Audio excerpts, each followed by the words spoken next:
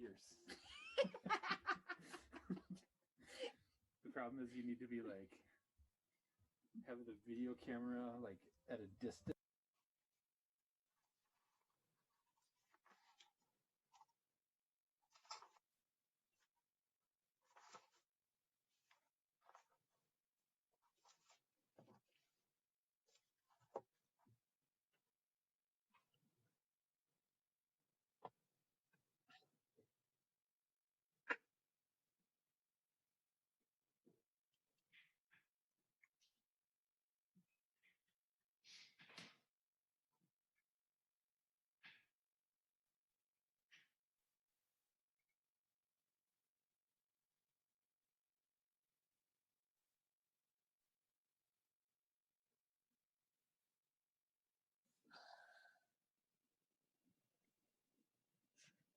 Very quiet.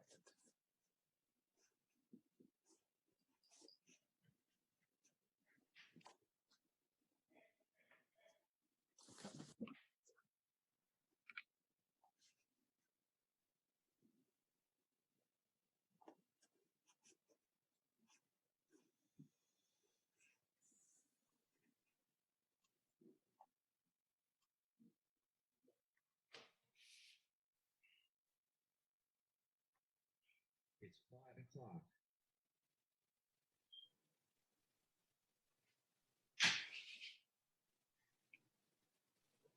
We have a forum, right? Or I mean quorum. 1, 2. Yeah, we got this 4 of us here. Yep. All right, cool. All right, it is 5 o'clock. Today is Monday, April 12th. This is a joint meeting between the village board and the library board. So Candy, I'd ask for a call or a roll call for village board, please. Bollig. Is he on here? Do I see Yep, him? Bollig is here. Okay, perfect. Carpenter, Here. Glish, Here. Jacobson, Peterson, and Stitch. Here. Thank you very much. All right, and then as this is a joint meeting of the library board, I'll turn it over to Jenny Nelson and you can call your board to order and ask for a roll call. We will call the library board meeting to order at 5:01. Candy, can we have a roll call? Yes. Bergstrom, Here. Goplin. She is here. She's connecting the audio right now. Okay. All right. Glish, Here. Nelson, Here. Santuli Shuda, Here. Severson, Here. and Stata. Here. Perfect. Excellent. Thank you. All right. So welcome, library board. We're excited that you're here. The first item on our joint agenda is a proclamation honoring Library Assistant Director and Technical Services Supervisor, Mary Davidson, in recognition of her retirement from the Oregon Public Library. So usually how we do these things is we take turns reading the proclamation, and it's always hard with Zoom. So I asked Jenny Nelson if she would take turns reading with me tonight, since she's the library board president and the village president. Does that sound okay with everybody? Perfect. All right, cool. Okay, so I'll start, Jenny. So this is a proclamation honoring Mary Davidson in recognition of her retirement from the Oregon Public Library.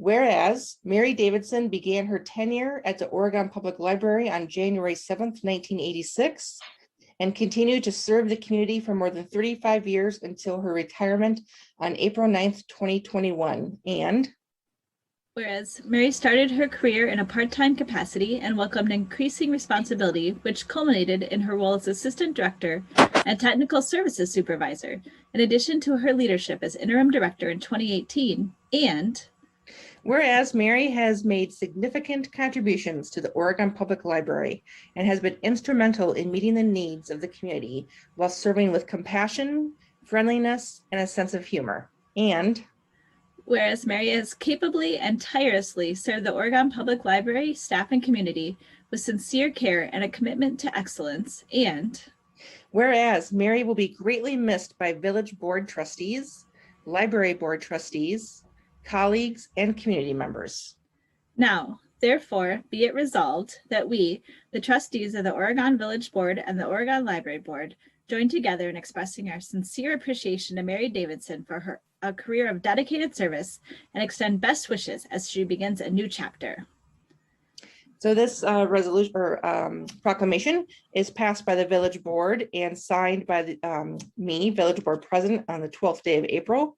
And it's also passed by the library. Well, I guess we'll see if this is passed. It will probably be passed by the library board also on the 12th day of April. All right, so I would let's see, anyone want to say anything before we pass this? I'd give anybody a chance here.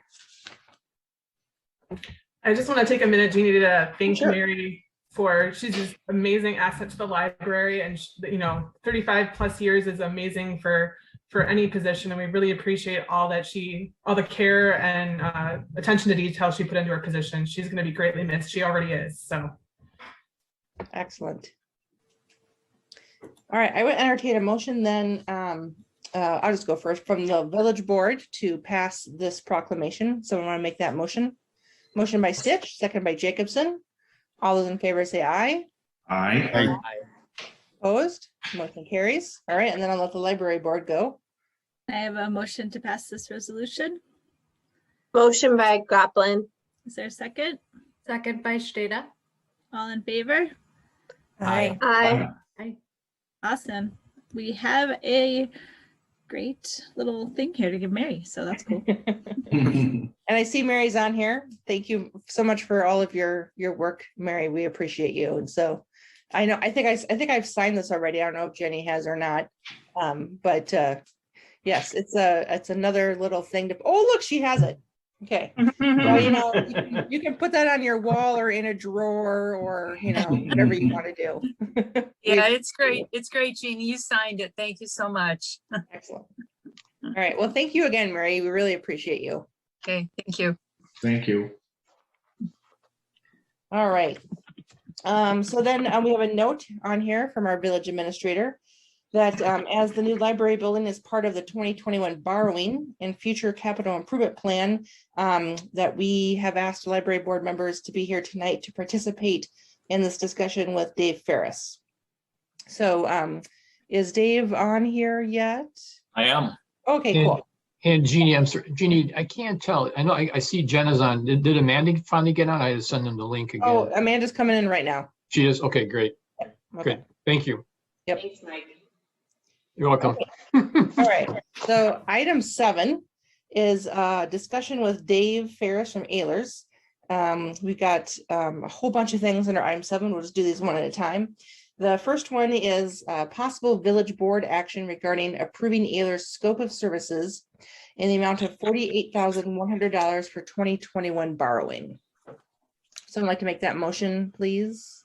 Motion by Glish. Is there a second? Second by Jacobson. Thank you. Questions on this? It costs money to hire competent people to borrow large sums of money. I've always said I've got no problem paying competent people to do stuff like this because better them than me. Jerry, are you volunteering to do it? I'm volunteering to ask a question. All right, I guess. Go ahead. Okay. Dave, I can't see you on my screen, but you're there, right? You bet. Okay. This might be for staff. Mike, why didn't we do a state trust fund loan for this instead of bonding? Thanks for asking that, Jerry. Typically, we will do an analysis to see if we could actually save money by doing a state trust fund loan. But when you borrow so much money for such a long period of time, I actually checked today, and the 20-year rates for a state trust fund loan is 4%. So, Dave, what do you think? What type of interest rate you think we're going to get around?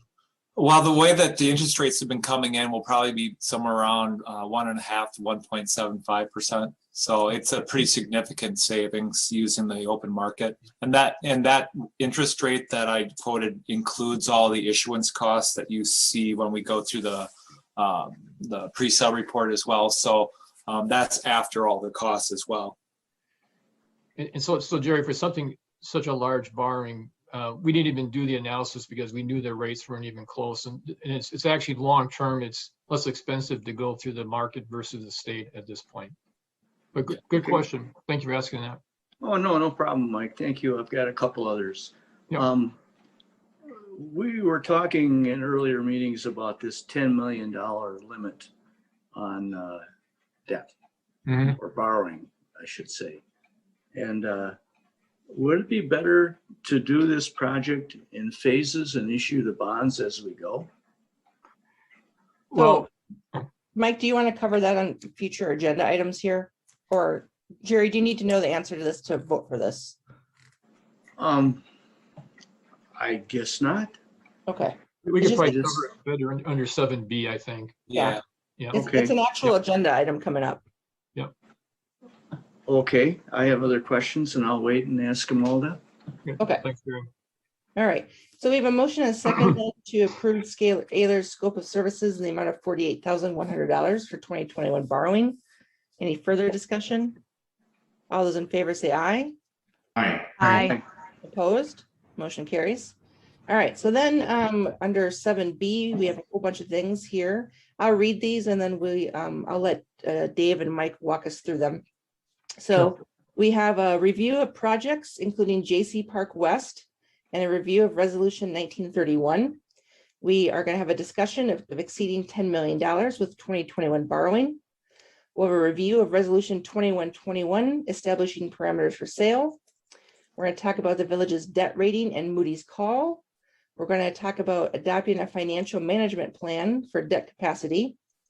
We're going to talk about interest rate and rate of return on investing funds. And then we're going to review the draft 2021 through 2025 capital improvement plan and the impact of the American Rescue Plan funding and proposed federal infrastructure legislation.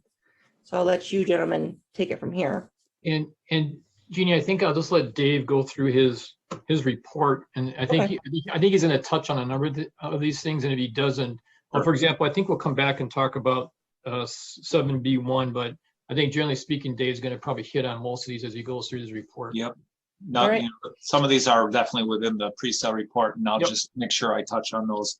Yep. Thank you, Dave. So, okay, so you're going to run the screen, so I'll try to make sure I tell you what page number I'm on. So this is the pre-sale report for the $12,640,000 general obligation corporate purpose bond series 2021A. The pre-sale report, I think you probably heard me say this enough times, but is the way we document some of the planning that has gone into the point where we are today, where we're considering taking this to the market. You know, we've had numerous meetings talking about projects. We've jockeyed some projects around.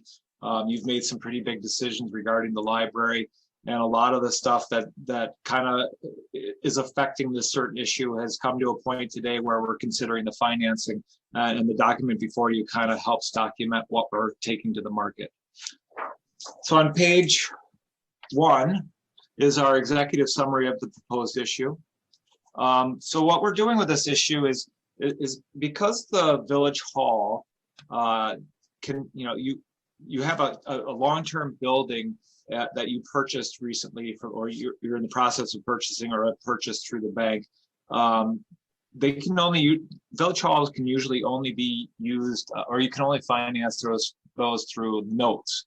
And so the way that we kind of address the 10-year limit that notes has is by taking out that bank note and then refunding it. So the bank was good enough to have produce the note that we can use to have an obligation to current refund a bank loan. We have to have that obligation set. So you've kind of taken care of all of those upfront things. And now that we have an obligation, we can use the bonds to actually take this out over the 20 years, which is what we'd want to have this amortized over, which is the longest period of time that you can amortize general obligation debt over. So, you know, you've got a long-term building and try to smack it into 10 years with a balloon at the end of it, potentially kind of opens yourself up to some big interest rates. So what we wanted to do is take advantage of the market now and refund these into a long-term financing tool that will keep that interest rate at the market rates that we're getting today.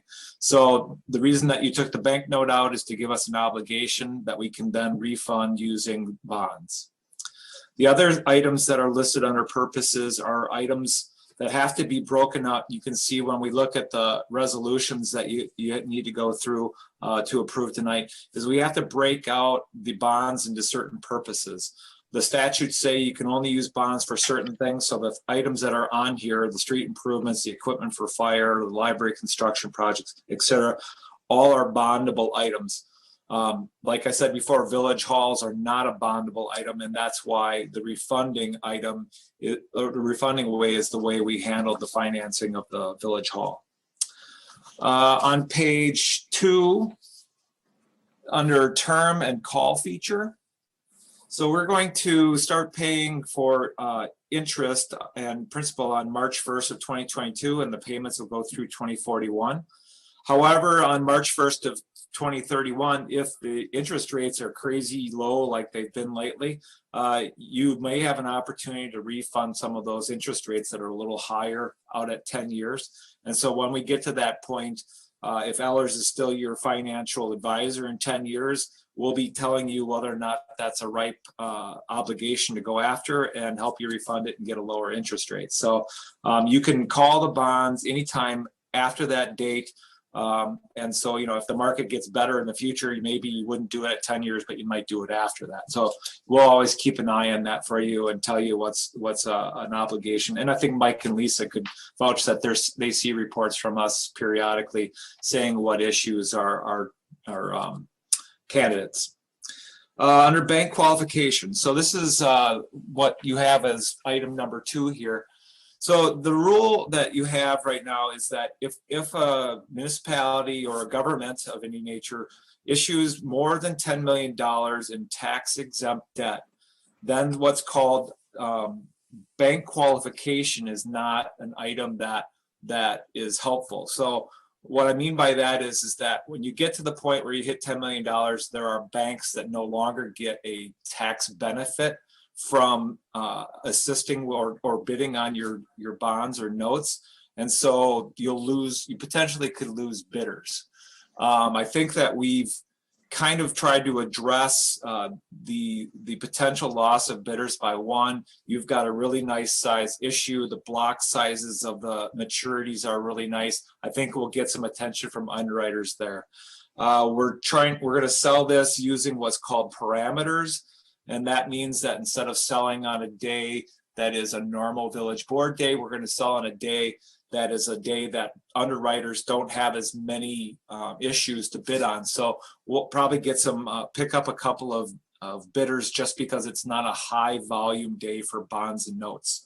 It also, gives us a little flexibility if something crazy were to happen where we may want to postpone the sale, but I don't foresee anything like COVID hopefully hitting us hard again like it did last spring. So really the $10 million is just something that kind of eliminates a few of the banks. But in the most part, when you look at the old issues that we've helped you sell, you usually have underwriters bidding on these. And if the banks are involved, it's really because a banker's bank participates on the bid and the banks actually can participate. So it's possible that still might happen. But that's the one thing that kind of, and so really the result would, if you have less bidders, is the result is sometimes you get a higher interest rate. But we're hoping that we have some things in place that kind of keep that from happening. And Jerry, if I can interrupt for a second, Dave. Sure. Jerry, I think you're gonna ask, why are we going over 10 million? And so, Lisa and I over the years have said, that was the goal, was always keeping under 10 million. Just basically what Dave explained, that you lose bidders and you have a higher interest rate.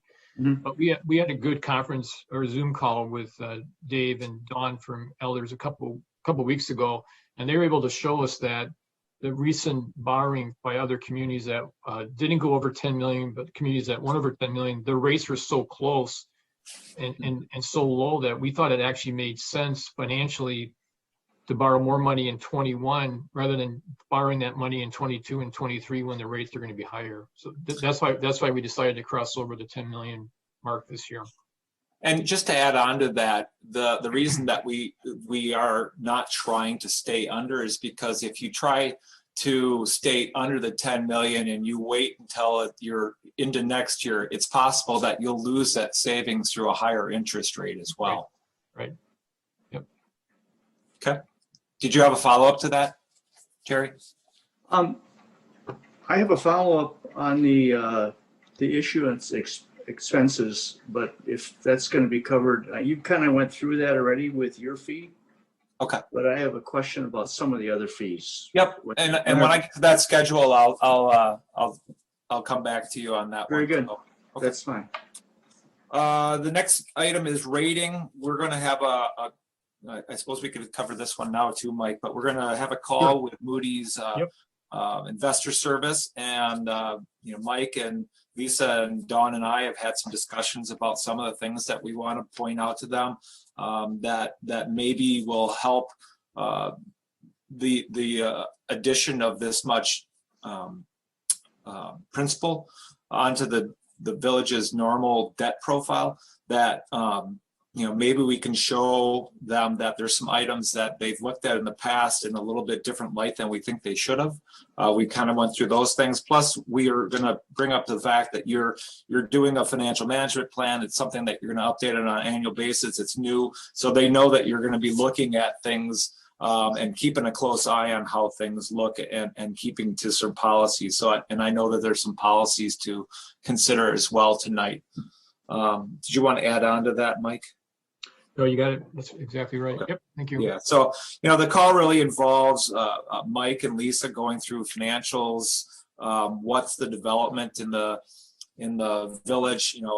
How does the growth look? And basically showing Moody's that you guys are really on a good positive path, which, I really think you are. And I think you all feel that you are too. I should add, this is the first time we're going to ask our village planner, Elise, to join us to do the development overview, to try to show Moody's that we're a growing community, and that's why we're having to borrow some of this money for those projects. On page 3, under method of sale, as we talked about, we're opening this up for competitive bids, which means that local, regional, and national underwriters will bid on your bonds. Obviously, the more we get, the better interest rate we have, and I think you've done pretty well in the past, and your rating is such that you're something that underwriters will definitely look at because of your financial status.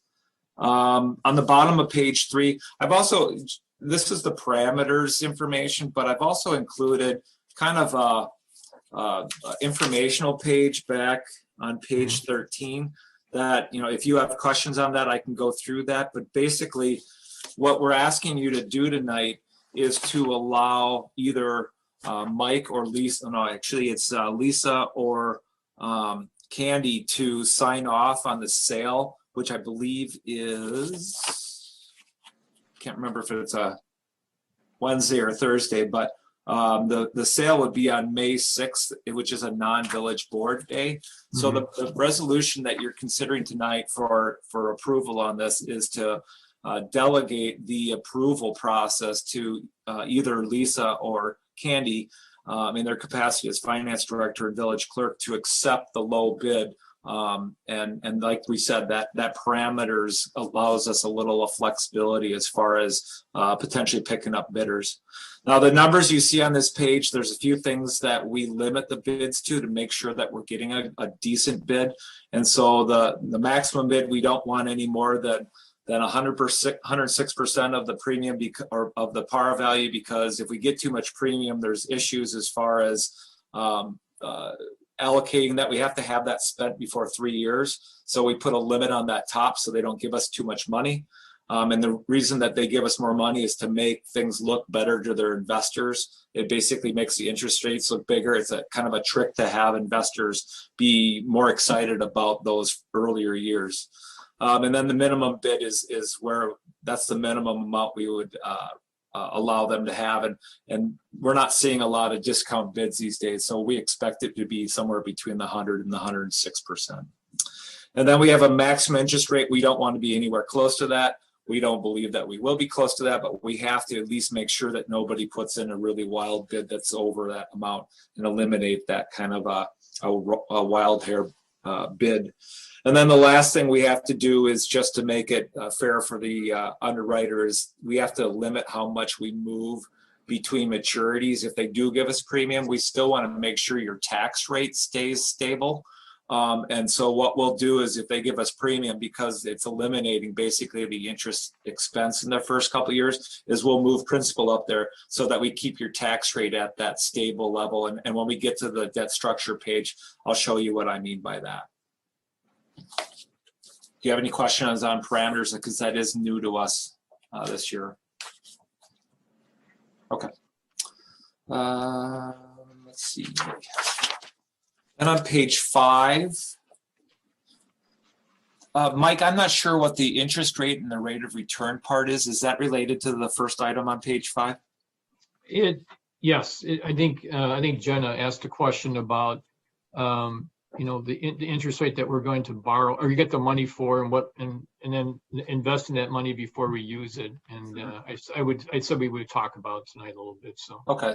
Well, and just to kind of give you a little bit of an idea, we do have a person in our investment branch that is able to, if the village could provide like a spend down, she could provide kind of an analysis to see how Eller's investments could produce a little more interest income compared to whatever Lisa and Mike have in mind for where it'll be invested. So, it's possible your local bank has given us a great rate.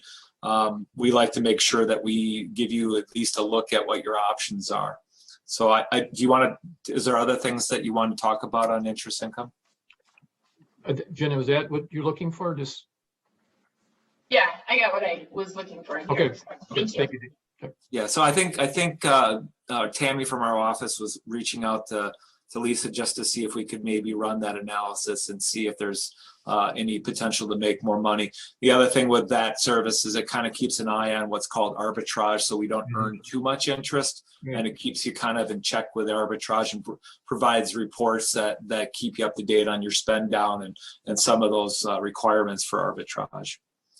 As far as risk factors, we actually have other funding sources that are coming into the mix because we're borrowing for TIF districts, water utility, wastewater utility, and because those other funds need to have funds on hand to pay for debt service, we just need to make you aware that if for some odd reason those funds do not have cash to pay for their debt, you might have to levy money to pay for those debt payments. And you do levy a little bit of money right now for some of the TIFs that are underperforming a little bit.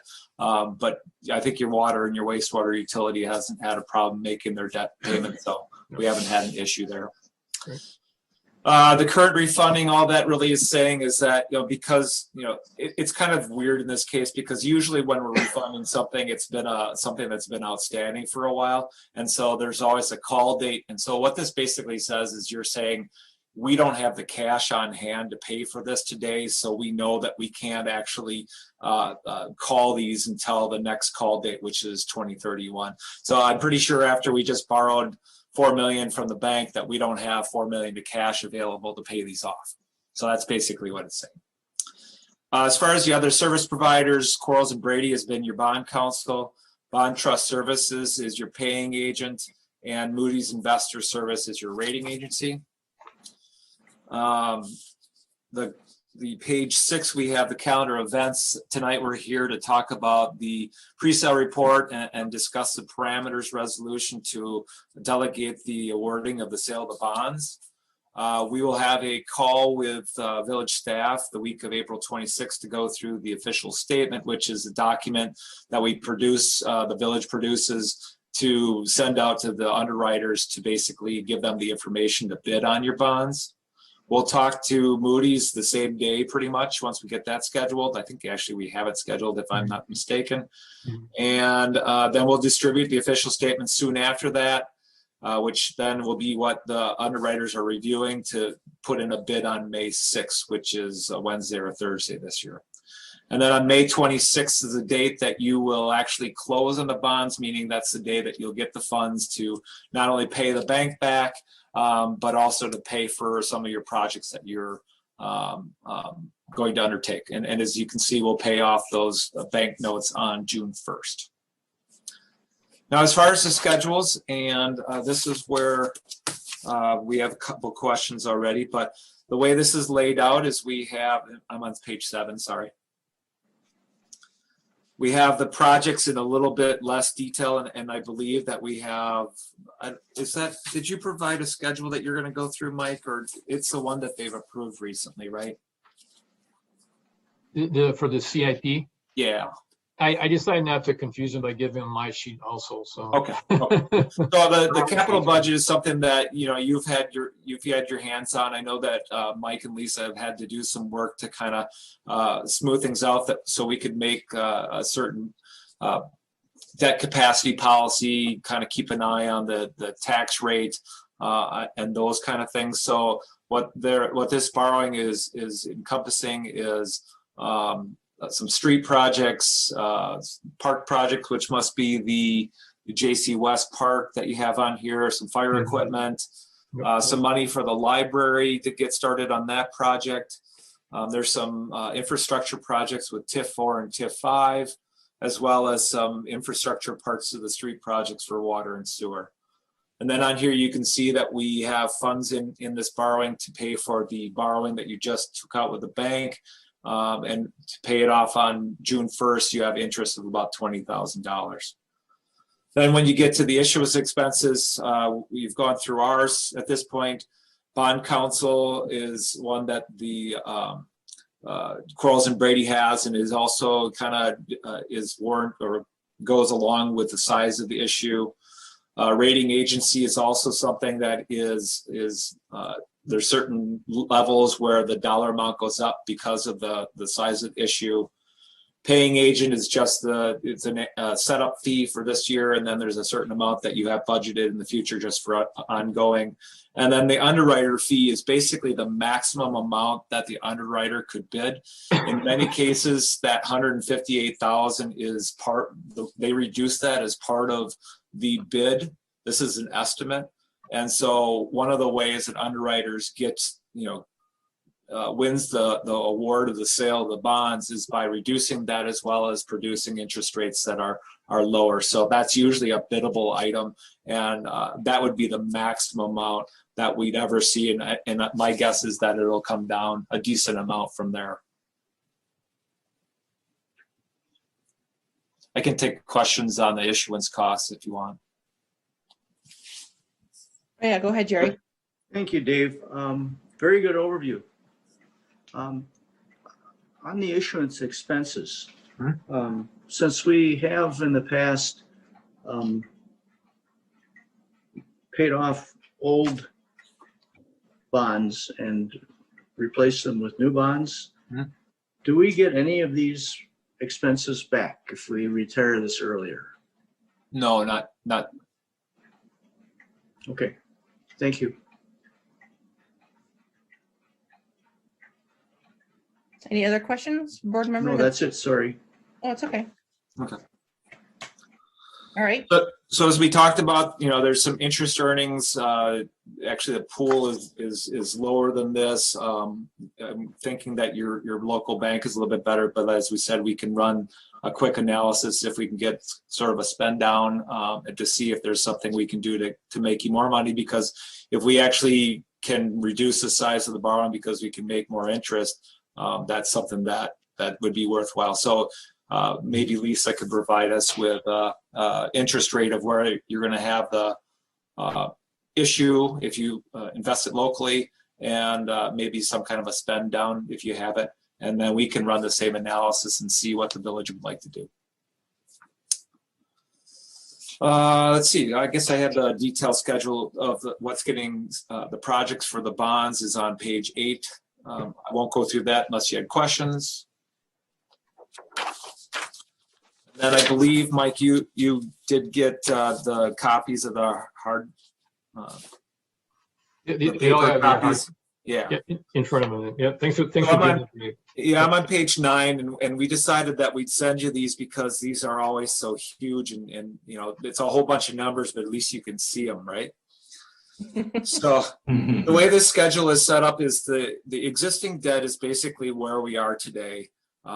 We have kind of put in a very conservative growth rate just so that we can, you know, basically not overshoot on where we are. If we do better on growth, obviously our tax rate would come down. But so we've talked with village staff, and this is the growth rate that they were comfortable going forward with. So after that, we have the total of all obligations, which is general obligations for the most part, of about 29 million. There are certain sources that pay for that, including TIF and water utility and sewer utility. And you get down to your net debt service levy. And then the tax rate is the levy divided by the equalized value. The pink section would be the repayment of the new bonds. And then you can see next to that would be the abatements, which basically is the TIF and the water and sewer utilities share of the new debt. And then you have the projected amount that would be added to the levy that you had existing to the left, and that gets you your new levy. Based on, you know, borrowing, you know, almost $13 million, the way that this structures out as basically as a step up to what we have planned in the future, we're showing that we have about a 50-cent increase in the tax rate, which is about $747,000 of new levy this coming for 2022. The way we have this structured is this is just this year, and we want to make sure that you have flexibility to do your projects in the future because we've got a fairly aggressive schedule in front of us.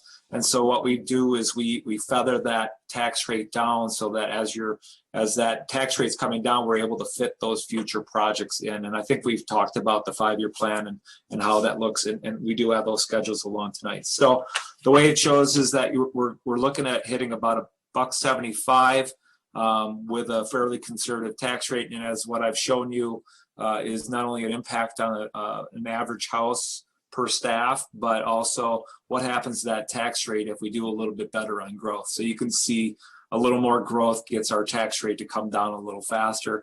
And you know, you've had some pretty good growth over the last few years, and I believe you're still having some pretty good construction continuing now. So hopefully the bigger growth rate will help your tax rate soak up more of this, and the average house will not have to go up quite as much as we're showing here. Any questions on that? The next 2 pages are just really the breakout of the debt payments across all the funding sources. So you'll see that we have quite a few here. And we talked about the fact that we have streets, library, parks, you know, the other funding sources as well as the refunding. So these are the repayments as they're broken out by those purposes. The next page is page 12, which shows the effect of the debt limit. We left the 50% line on here for now. I think we're going to talk a little bit more about debt capacity on another line item here for the meeting, but this borrowing will take us up to about 49%, a little bit higher than 49%, and we're still a decent ways below the 75% line. And as I talked about, the blue line is your statutory amount, 5% of your equalized value or market value of the village. The red line would be, in the bottom one, it would be the 75% of that limit. And then the green is where your debt will be after this borrowing. Any questions on that? Okay. Page 13, like I said, is just kind of an explanation of what parameter sale is all about.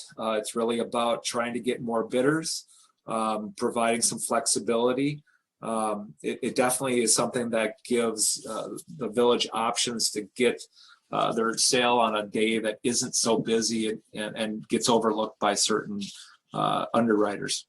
And then the other thing that we have on here, page 14, is just how the interest rates have gone. They did blip up for a little while, and actually the graph that I saw that is a little more up to date than this one has another downturn for this last week. So we continue to have pretty good interest rate market, and the fact that I think we were able to shave off a week by doing the parameter sale. So hopefully the closer we are to that date, the better the interest rates will be. Hopefully they'll stay right around where they are. And so that's the preset report. I know it's a lot, but I'm happy to answer anything or go over something if I went too fast. Jeannie, one question for Dave. Yeah, go ahead. So Dave, I think I heard you right, but just wanted to clarify. So with this new borrowing, we are still under 50%. You are. Okay. That's correct. That's what I thought you said. I just wanted to clarify. Thank you. Yeah, and like I said, that's with a fairly conservative growth rate for 2022. So if you come in, even at an average amount, which I kind of think is somewhere in the 4 to 5 range, you would have, you'd have more debt capacity because of that extra growth as well. Okay, thank you, Dave. Yep.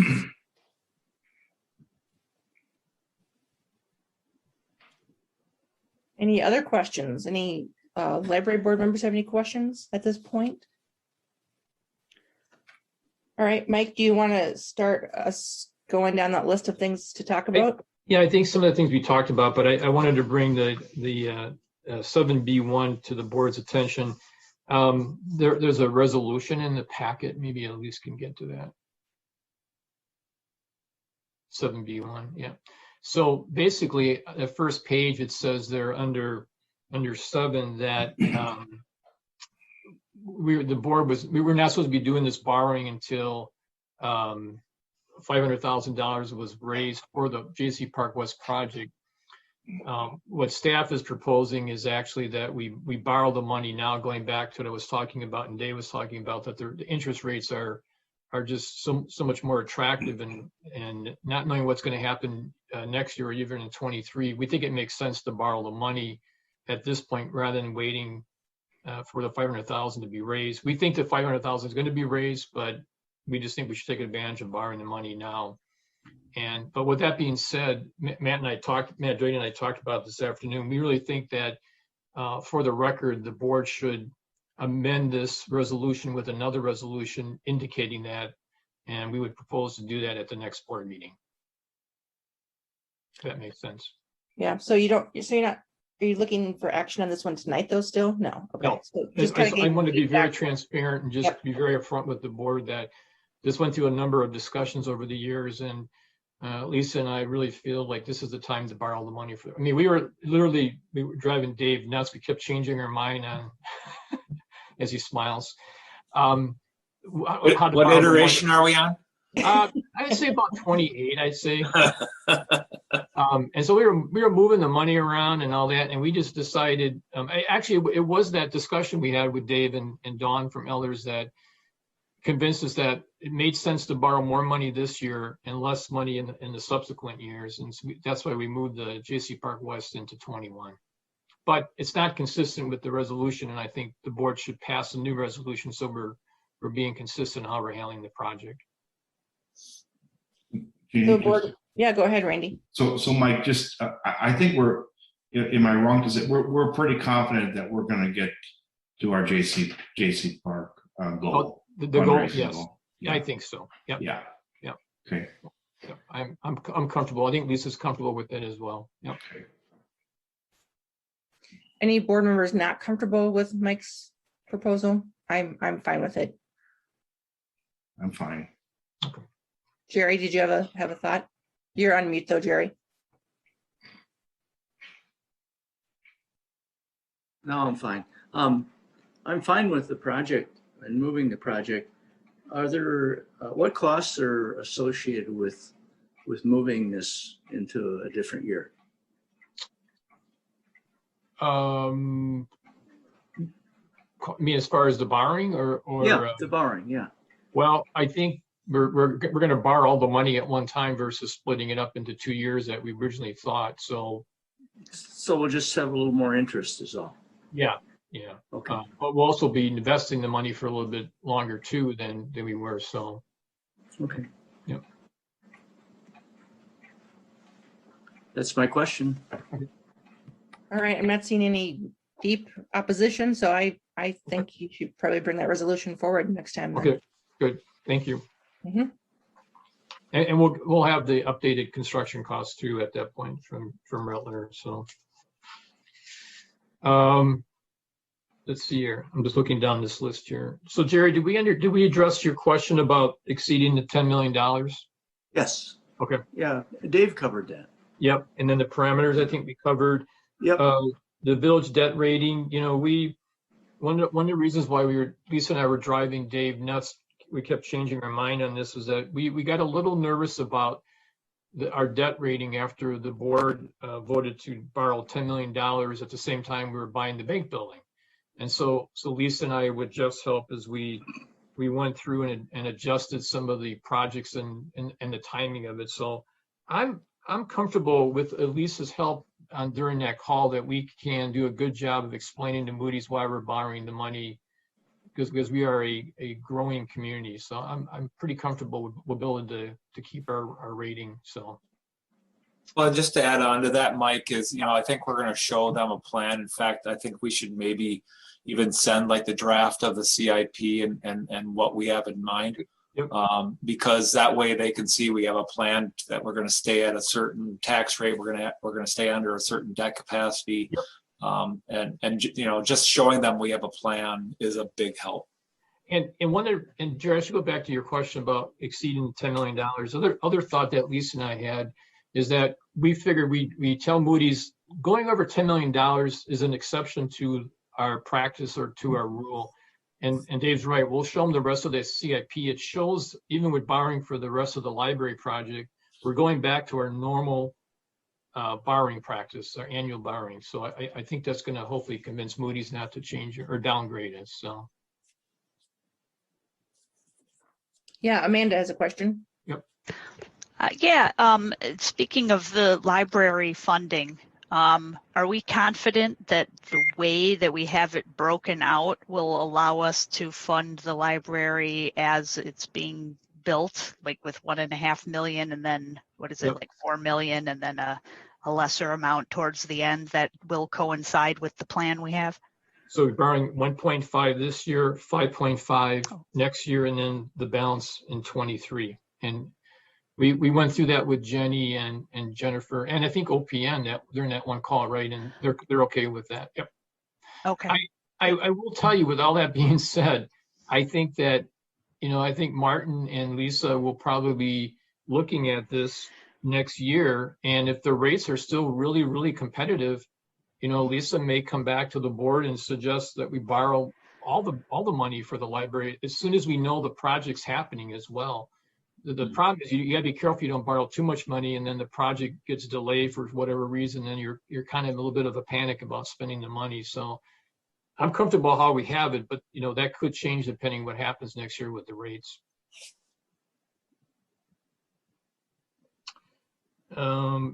Dave's right. We're gonna adopt a financial management plan, which we'll approve every year with the board. And we talked about the interest rate. So, Jeannie, can I talk about the capital improvement plan and the federal funding? Yes, please. Okay. So Dave has done a great job working with us, putting together this 5-year plan. And Dave, just we already have some other changes to it. So Jeff caught some things. So I know, please hang in there with us. We'll get there eventually.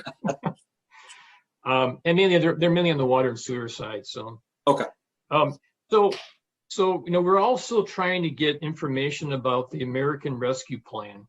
And one of the things that we did is when we did the CIP to try to get our borrowing back to more of a normal rate, we did move out some street projects actually off the CIP that we require the replacement of lead services. And so I anticipate Jeff, Martin, and Lisa, probably this summer, once we have a better handle on what exactly the American Rescue Plan will pay for, maybe pulling some of those road projects back into the CIP and potentially using some of that money, that $1.040 million that we're getting, to do some of the water and sewer projects on some of our side streets like South Main and State Street and Washington Street. So I think the board should be aware that that could happen. You may see a change in the spending for 22 using that money once we have a better handle on it. I told Jeff that what I heard about President Biden's legislation was that at this point, I guess there's money in there for wastewater treatment plant expansion or upgrades, and also for lead service replacement. Now, what happens and what form that legislation ends up in, but I just think we should be watching, both legislations to see if we can use some of that for our water and sewer projects that we have upcoming in the village. So it's a very active CIP. It's always changing. So, Jeannie, question for Mike. Yeah, So Mike, I know when I lived in South Main, we had to have our lead lateral, we had to pay for it. It was about $2,000. And I mean, it's a crystal ball, but would we use some of that to offset that, or we all paid for it, and Amanda's on here too. We all had to pay for the. I'm not saying I can't answer that. I don't think the Treasury Department has identified that yet. We actually got a request from a developer doing a project in the village a couple of days ago, saying that you can use money for affordable housing. I haven't seen that, but maybe it's in the bill. But I haven't seen that. So we have until I think November of 2024 to spend the money. And one of the things I think I mentioned to the board that the lobbyist said on the call, I think Candy was on a different call and will support me on this, is that sort of be careful. Don't go rushing in spending the money. Let the Treasury Department come up with really good guidelines before we decide how to spend the money. And so everything is sort of up in the air now. It is. Nobody knows what. Right. And Mike, I do like the idea that us bringing back potentially some of those, because like Washington Street and South Main, they were scheduled, we pushed them back, and then. And one of the things that, based on just, how much Jeff has time to do all this, maybe we tell the county that we wait on Janesville Street a year and we do some of these side streets. And so, I think some of the street projects can be worked around. And I do really anticipate, I'll tell you, if I was still here this summer, that's one thing I would be doing. I would be trying to figure out a way to bring some of those projects back and maybe doing some of those in 22 and 23. Yeah, because some of us are hearing from people on those streets. Why aren't we doing them? We thought they were going to happen, and so we just want to make sure that whatever we do, we don't lose our debt rating. That would be absolutely bad. Yeah. Thank you, Mike. Yep.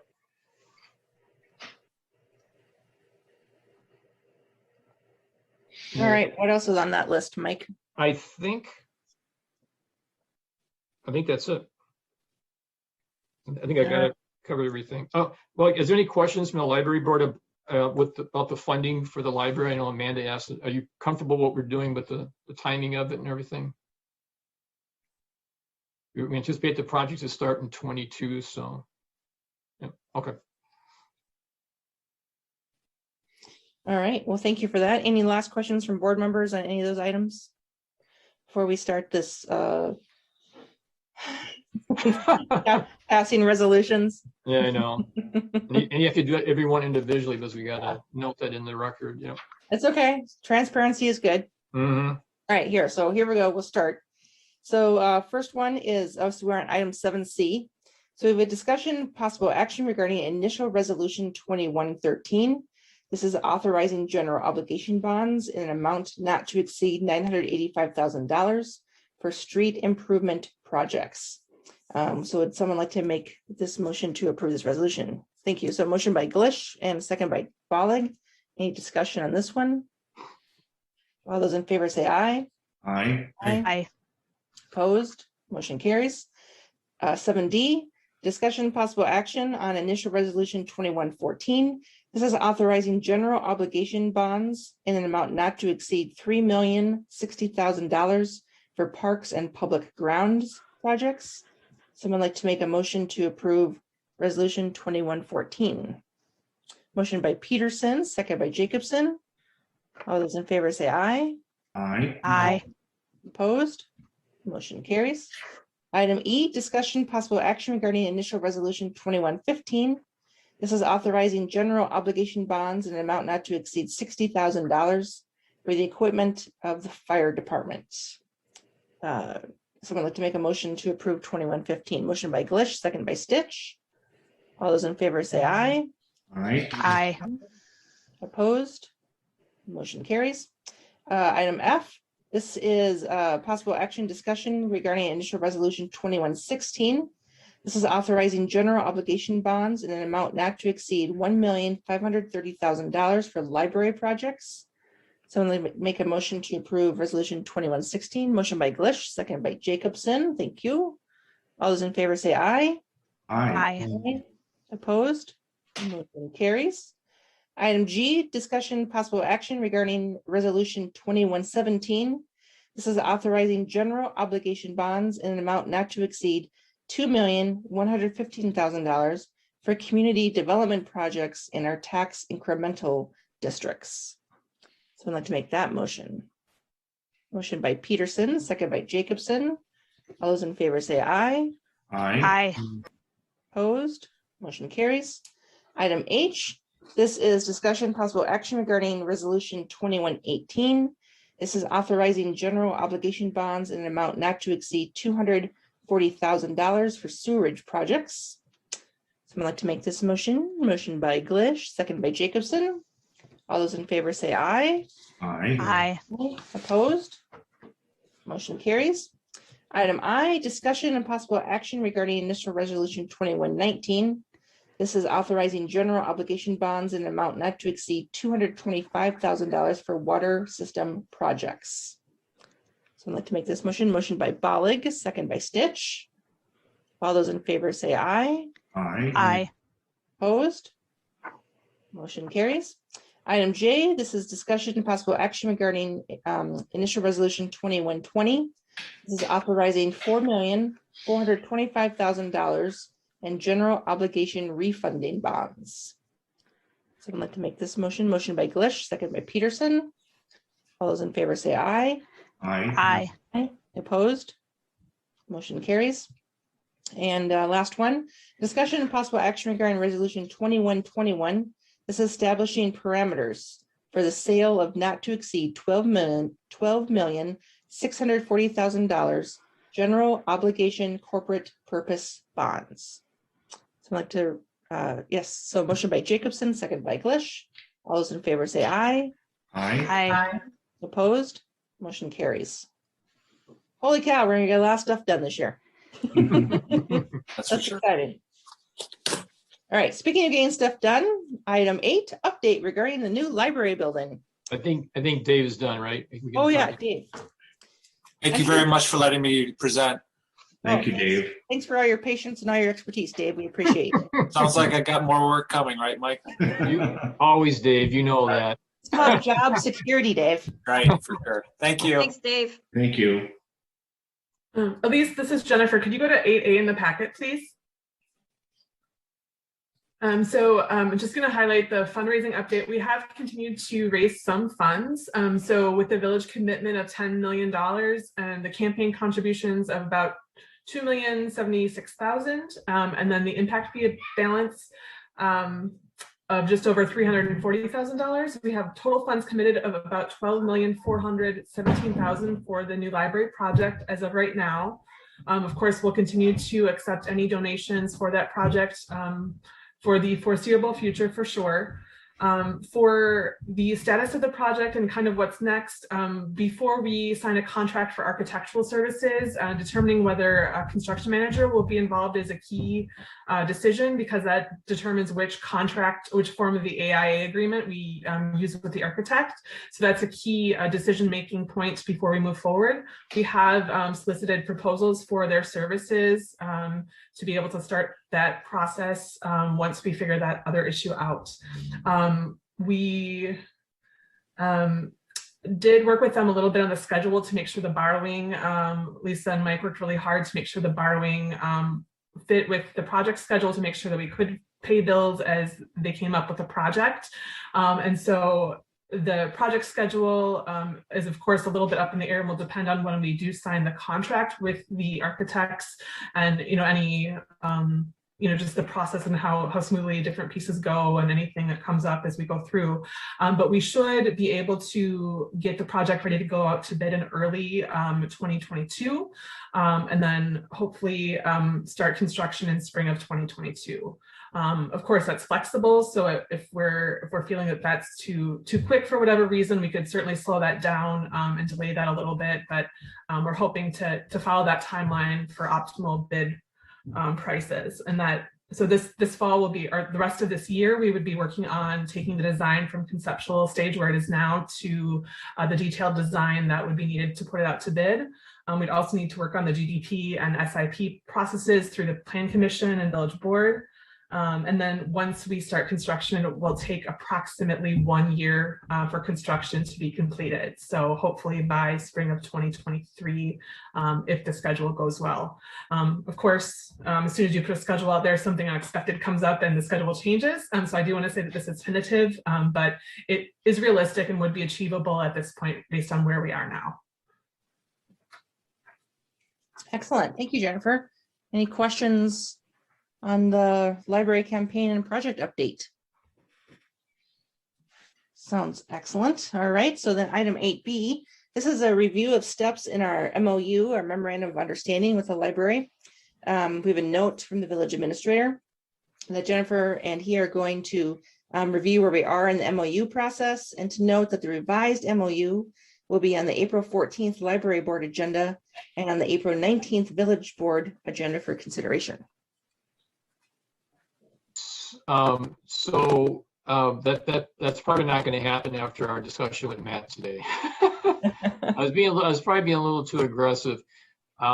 We had a good discussion with Matt this morning, Jennifer and me, and we're actually going to talk to Quarles and Brady about this, because if Elise, can you go to page 3, please? Step on this MOU.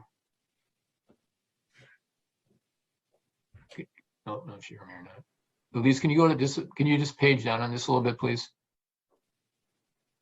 Oh, maybe not. Oh, there she is. So we're basically keep next page, please. Yeah. So we're basically, right, Jennifer, we're sort of at steps 4 and 5, where the campaign's still going on. And what this MOU talked about was that the board was not going to borrow the money until we actually went out and did a bid for the project. The library board would get the bid in, return to the board, and the village board, per the MOU, would say, okay, now we're going to borrow the money. Well, we're not doing that, as you can see. That's why we had this discussion with Dave and this joint meeting. We're actually borrowing the money over 3 years, even before we're starting to borrow the money even before we're going out to bid. And so we just need to have a discussion with our attorney, our bond counsel, to see how we should redo the MOU to make sure that we're doing the steps right, and just making sure, I'll be honest with you, making sure the board's locked into borrowing the $10 million before we go out to bid. And we probably will not have this ready until your May meetings, to be very honest with you. So. Okay, sounds reasonable. Jennifer, did I miss anything? Or no, I think the main reason we looked at this is because of the change in the borrowing by the village, and so we wanted this document to be updated to reflect that. I think that was the only other substantive change. Matt, after talking with Matt, we also were going to switch step 5 and step 6 around, because step 6, getting some of that expertise from the architect on pricing and the project will help us make an informed budget right before. So when we go out to bid, we know what we have available and for what purposes. You're right. Thank you. I forgot about that. All right, so we'll see that coming at a future meeting then. Yep. Okay, item C, this is a review of commissioning agent by Jenny Nelson and possibly use of agent for project. So we have a note that paying for the commissioning agent would be part of the overall project costs. The estimated cost is $25,000 to $50,000, depending on system selected. So before Jenny starts, I just want to explain why this kind of came to be. It was because we had heard in the past a lot of concern about the way some past village projects have been problematic, and want to, of course, avoid some of the challenges that those projects faced. And so construction management was one of the ideas that was suggested. And Jenny does a lot of related services like that professionally. She's done construction management, she's done owner's rep. And so we were trying to really identify what our goals were and what solutions would be the best fit for the project. And so both commissioning agent, owner's rep, and construction manager is something we've talked about quite a bit and tried to explore what would be the best fit. So I'm going to turn it over to Jenny to talk about the commissioning agent role and what that would do and what that would help us keep tabs on. A commissioning person, a personal friend of mine, come and talk to the library board. I thought it was pretty useful, especially given we've heard about issues with other buildings in the village where the HVAC systems haven't worked, or you've seen issues with enclosure not working, things like that. This is something that a commissioning agent helps with. They look at the design of the systems, the HVAC systems, the electrical systems, and they make sure that it's all going to function together. They look at the lighting controls package and making sure that it's going to work how the users are going to need it, which is pretty important in a library. And they're on top of the architect and the engineer, right? It's kind of taking their information and then going through it. And then they work with contractors to make sure they're doing what the construction drawings say. They work with the users to make sure that, hey, are you going to be able to manage this, right? We did it for Forest Edge Elementary School, had a commissioning agent, and it was super helpful. They went through, checked out all of the pumps to make sure that they work. They go through the lighting controls to make sure that the lights turn on and off how they're supposed to. They're kind of a double check. I know everyone thinks that the architects and engineers do this, but a lot of times they don't. They design the system, they trust that the contractor is doing it. A general contractor or a construction manager has some experience, right? But not necessarily experience in HVAC specifically, or experience in geothermal, or if we're doing solar, right? These are all very specific things that this commissioning agent helps with and makes sure that everything ties together. We as a library board thought it made a lot of sense. We found that if you can identify the issues before we open the building, we're not dealing with them for years. We're not trying to get people to come back and fix things. It's just tweaks here and there once you move in, trying to make sure that it's how you want to use it. And the commissioning agent helps while you're moving in as well. It's something that we thought was pretty important, especially since we are looking at potentially this geothermal idea, right? The solar idea, having a little bit higher end systems than just, your residential HVAC system like what we have now. So the commission agent that we talked to, we've actually talked to a couple of them. It's usually a percentage of the construction. It ranged in that $25,000 to $50,000. We got a couple of different ideas and they all seem to be within that amount. But the money that's saved by making sure that all the systems work, that we're not going back and doing things, we thought it might seem worth it. So does anybody have questions on the difference, I guess, between some of the different things that we've talked about and a commissioning agent? Jerry? Hey, Jerry, you want to unmute yourself? Thank you. Could you please explain the difference between the owner's rep and the commissioning agent? Yep. What? I've done them both, so I can help with both of those. So an owner's rep tends to be somebody more that basically takes the place of the owner at the meetings, right? So they have the ability to go and have meetings and listen and understand. They come back to the boards and say, hey, we think this change order makes a lot of sense, or we really think that you should look at using some of these different products that they might have recommended, ways to save money, things like that. So they act kind of as, a second person on behalf of the library board. A construction manager A lot of times it works really well, like for school districts, right? They get on board early. They help make sure that the design is functioning, that the site is working. They help do a lot of that early planning. That with the way that we have to bid our project, won't necessarily be available. So the construction manager would basically be acting almost as an early general contractor, doing a lot of site logistics, doing a lot of laying out and things that way. So then by the time we go to bid, we'd have almost 2 general contractors, if that makes sense, on site working, kind of with each other, kind of not necessarily with each other. Whereas an owner's rep kind of can provide that same guidance, but not once we have that person with our hard bid on site, the general contractor is then responsible. A lot of times the construction manager writes all the individual contracts. So then in that case, the library board would be responsible for writing an HVAC contract, would be responsible for writing a plumbing contract, which is not necessarily what we want to take on the responsibility of. We don't have that person that is there to help with all of that. Whereas the owner's rep can be there and kind of provide that guidance. I was going to say if I had more free time, I could just do it. But I do have a day job as well, doing it for multiple hospitals around the state. So that doesn't work as well. But we think that it's probably a good idea to have that owner's rep to help Jennifer, because she also has a day job. But we don't think that the construction manager is necessarily that. We thought the owner's rep and the commissioning agent, those 2 pairings would be able to give what they need.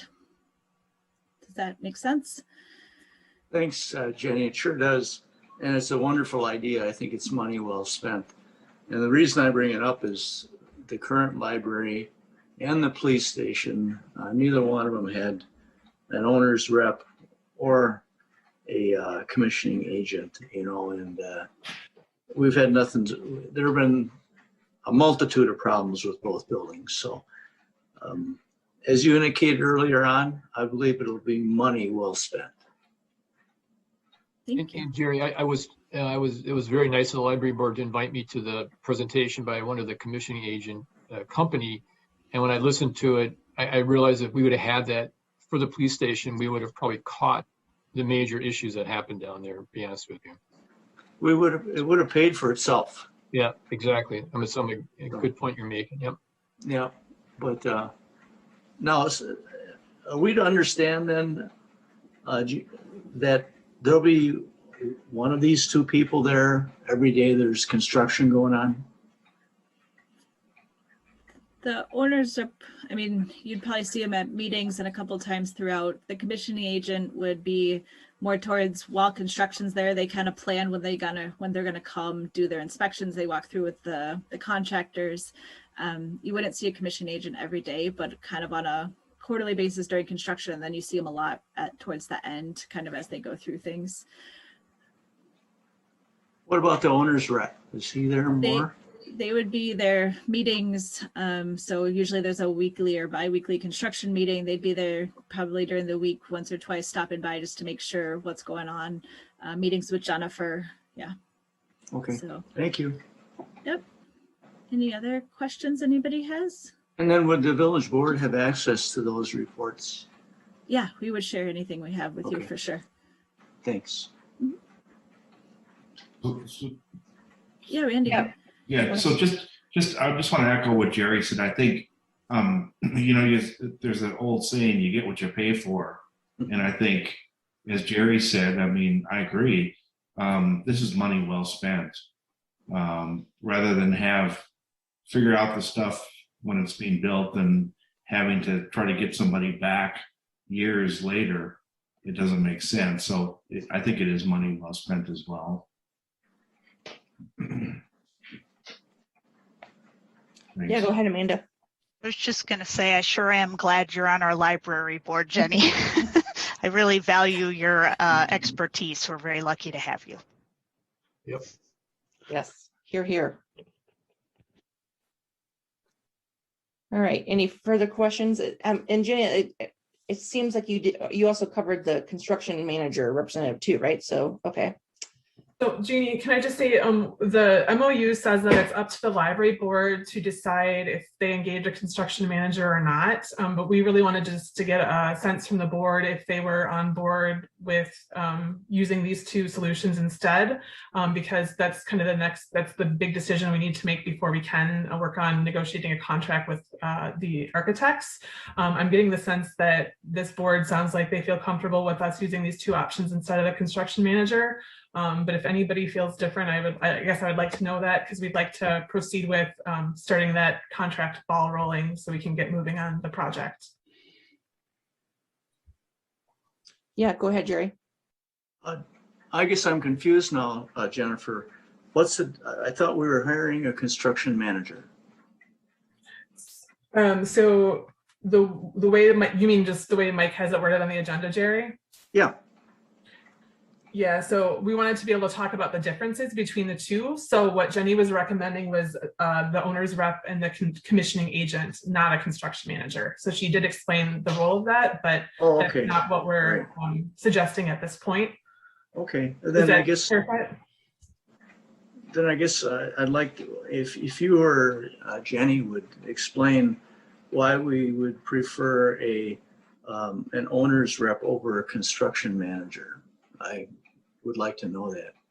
The construction manager would tend to bring along with them a superintendent and a project manager almost. And I feel like the way that we have to hard bid our project, you're doubling up on general contractors at that point. Whereas an owner's rep tends to be just kind of more one person who has the expertise and kind of the background people to help. That way it tends to work better for this type of project. Okay, thank you. So Jerry, I put construction manager on the agenda with parentheses because when I explained to Jenny on a call about how I've used a construction manager, she said, actually, you would use the owner's rep. So she corrected me. So that's what I think we should do, is use an owner's rep, because I think that's what we're trying to get at, to have somebody at the meeting help Jennifer when Jennifer has questions, and to me, it's the way to go. My opinion. Yeah. As long as we have oversight, I'm good. Yep. All right, does that give you the feedback that you need, Jennifer? Okay. Yes, thank you, everybody. I appreciate the questions and the feedback. Yes, thank you, Jenny. Yeah. All right, then continuing down the new library building update.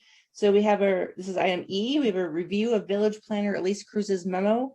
And this is regarding the preliminary review of parking requirements for the new library site on North Main Street. Go take it, Elise. All right, thanks, Jeannie. So Mike and Jennifer had asked me to prepare this a couple of months ago, and I just updated it a couple of days ago with some updated drawings from our engineer, and just wanted to sort of circle back to an issue that I don't think has been, hasn't been fully resolved yet on the library site. Sort of a little bit of an elephant in the room, and certainly not a favorite topic to cover, but the issue of parking and sort of the parking requirements on the site, I think, is something that we definitely need to be addressing sooner rather than later as we're moving forward with the design of the building. The design of the site comes hand in hand with that.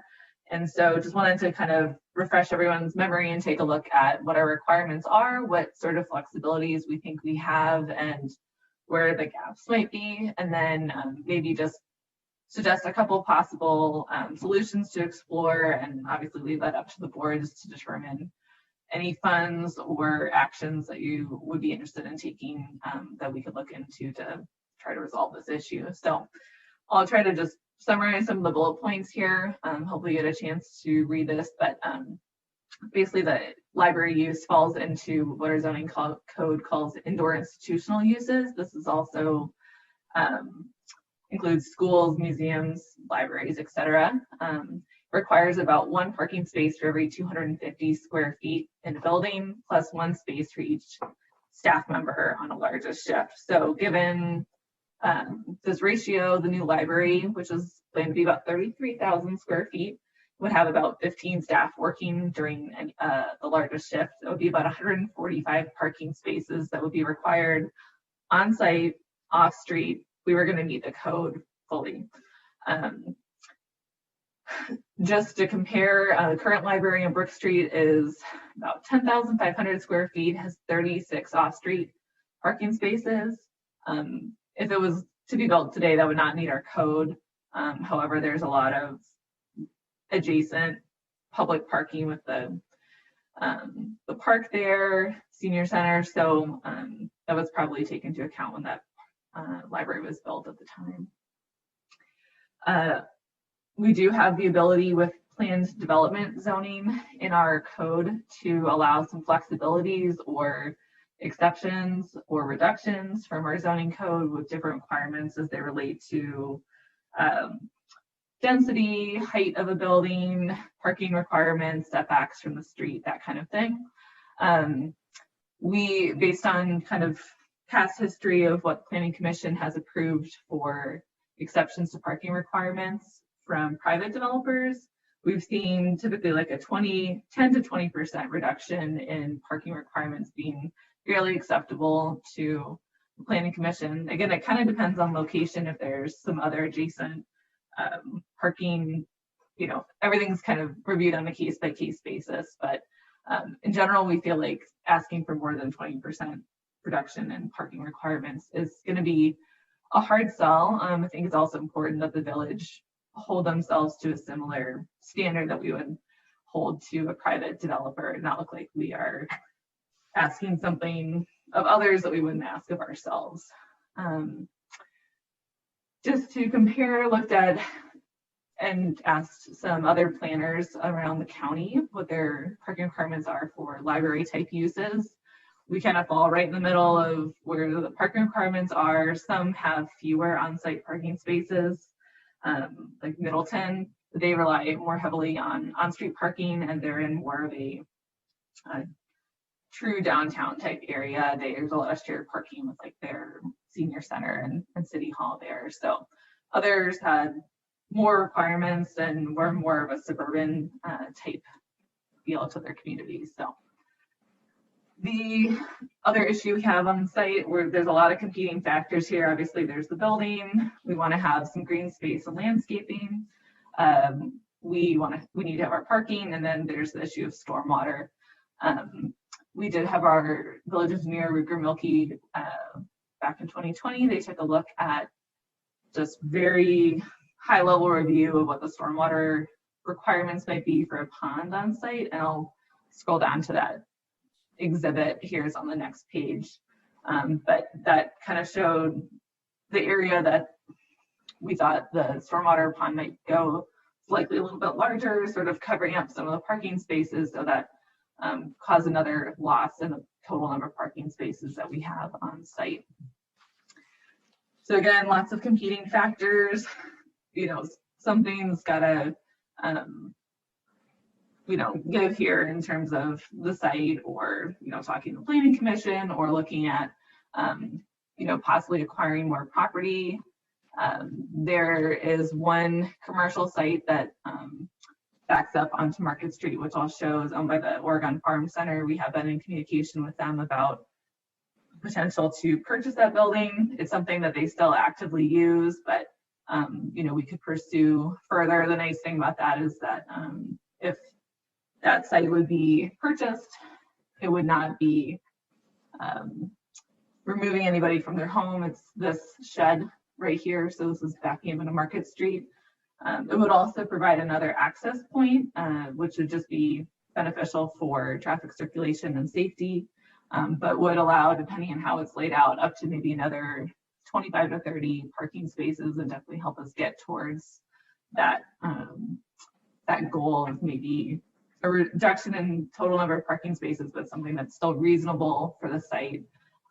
While we don't want to cover the site with parking, we also want to make sure that the library is able to operate as it would like to and host several large events at the same time.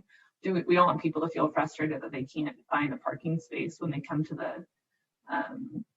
library, and also that the neighborhood surrounding the library doesn't feel frustrated that there's constantly cars parked in front of their home every day. So lots of things at work here.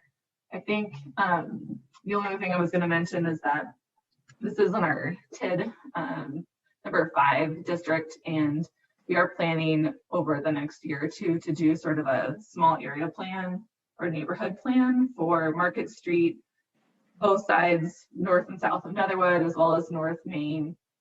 And we're hoping that the construction of the library here does spur some redevelopment in the neighborhood, and that would be a TIF eligible expense for that neighborhood plan. But just something to keep in mind as we sort of think about how this end of town might function differently. So this is the September 2019 OPN site diagram. I know things are still shifting around, but this is sort of that conceptual level site plan. This is a really colorful picture here, but this blue rectangle here is what Rupert Milkey, our village engineer, with their high-level review of stormwater requirements on the site and the topography of the site. This is the lowest corner of the site. This would kind of be the most logical place for a stormwater pond to go. But you could see here that even with this site plan that we were working with at the time, I think it had 89 parking stalls. There's probably about 8 to 10 that are lost underwater if the pond would go there. So maybe we're down to 80. Keep in mind our code will require about 145. So a 20% reduction of that might bring it down to 120-ish or so. So there's still quite a gap to make up the difference between those two numbers. And then, just had a simple site plan just to remind folks where the village-owned property boundaries are and kind of what this block looks like. So happy to answer any questions. Yeah, go ahead, Randy. So Elise, if I did my math correct, we're like about 40 short parking. Right. Yeah. No, we really should have. Right. It's not 5 short. It's a significant number. Yeah. I mean, that's what that's with the grace of 20%. Mm-hmm. Right. Yeah. That's assuming the planning commission would allow that much of a reduction. So how do we go forward with design and all that if we don't have this all resolved? Shouldn't we have all this resolved first? Mike or Elise or Jennifer? What are you guys thinking? And again, this is why we did the borrowing the way we did, because we know this is something that we have to get resolved. Because I don't know if I think Jeff and Elise will agree with me. This would not get through planning commission at this point because of the parking issue. Right. So we need to get this resolved sooner than later. Yeah. Yep. So in my mind, there's a couple different options, and none of them are great options, but that's a decision we have to face if we want to make this site work for the library. So one is rearranging the way that the building is laid out on the site so that it's more efficient and there can be more parking on the site on the village-owned property that's already under village ownership.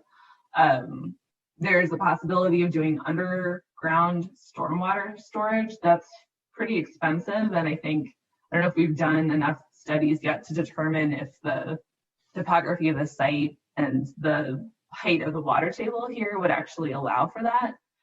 But if we could get some of the stormwater underground, it would be, not taking up that surface space where parking could go. The building could go up, but I know that is having a 2-story building versus a 3-story building.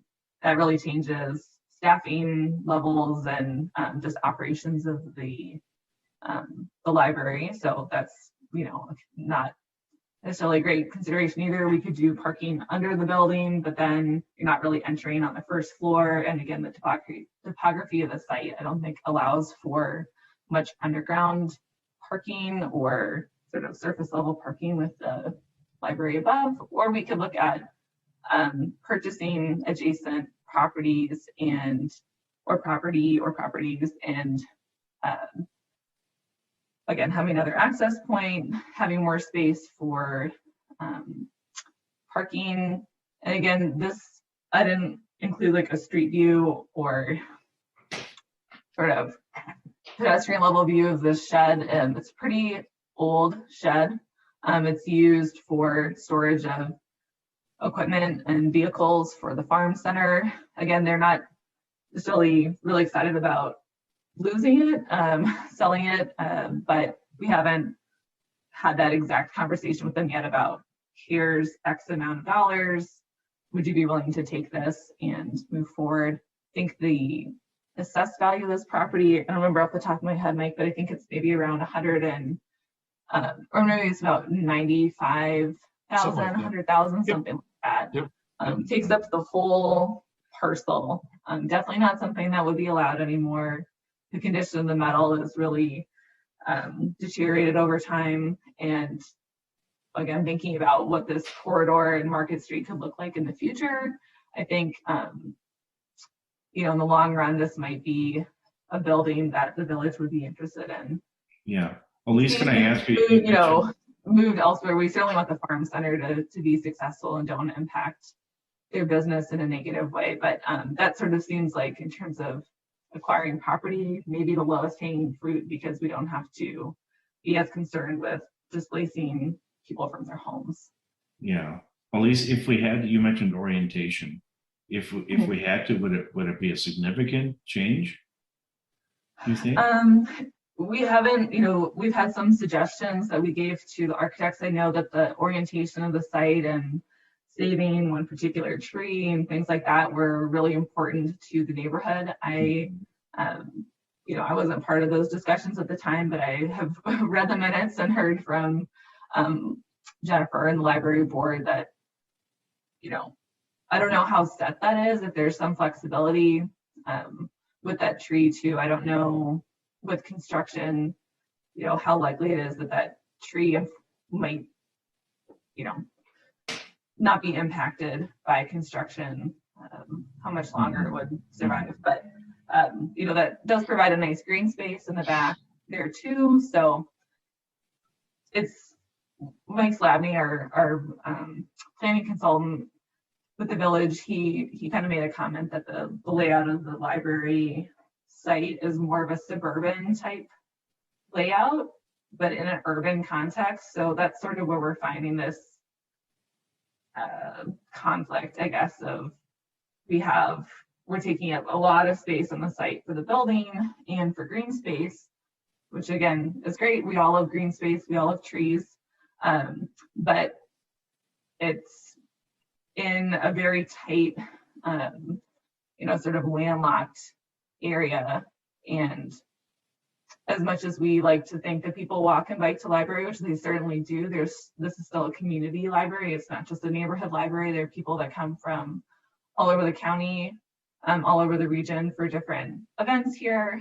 And again, we want to make sure that the library is successful and be able to operate as they would like to, with having enough parking for events and visitors.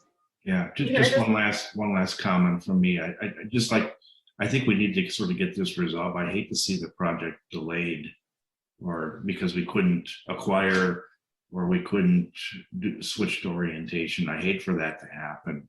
Yeah, can I just elaborate, Randy, too, a little bit of the background is, you know, with the L-shaped lot, there's a lot of, and also the slope, like Elise had alluded to, there's a lot of complicated features of the site that we were trying to deal with. And one of them too was just the Main Street. And we wanted to be able to welcome pedestrians coming from Main Street, but also to welcome vehicle traffic coming from, like the other name of the street is escaping me right now. So trying to orient it. Yeah, Johnson. That's why the orientation is kind of as it is, with the kind of the opening in the middle there to be where the main entry was, to kind of try to bridge both of those directions that people were coming and welcome them from either way. So we didn't want to have, you know, people parking on the backside of the library, and we didn't want to have the backside of the library on the street. So it just got kind of complicated for that way. We also have a lot of setbacks because of the weird shape. There's a lot of setbacks on each side that we had to respect in terms of where the building could go. So like on the south side of this picture right now, I think it's already infringing on the setback a little bit in terms of the line on the end here. So It's just really challenging to balance all those competing priorities and try to make everything fit. But there's certainly some green space that could accommodate parking.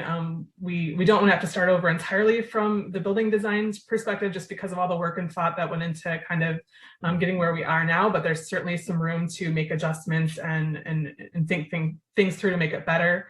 We are committed to trying to build the best library for the community and for the neighborhood, and really want to sort those issues out right away, which is why Mike kind of suggested earlier to do some of those analyses while we were doing the fundraising to make sure that information was available so we could address it right on. So I appreciate that suggestion from him, and that will be a high priority as soon as we can get the architects to work on this with their contract. Good, yeah, thank you. With the architects just on site, even a little bit before we have their full contract. That's partially why we want to get started with the design, is so that we can address a lot of these issues earlier than later. So that's part of what we're trying to get done now too.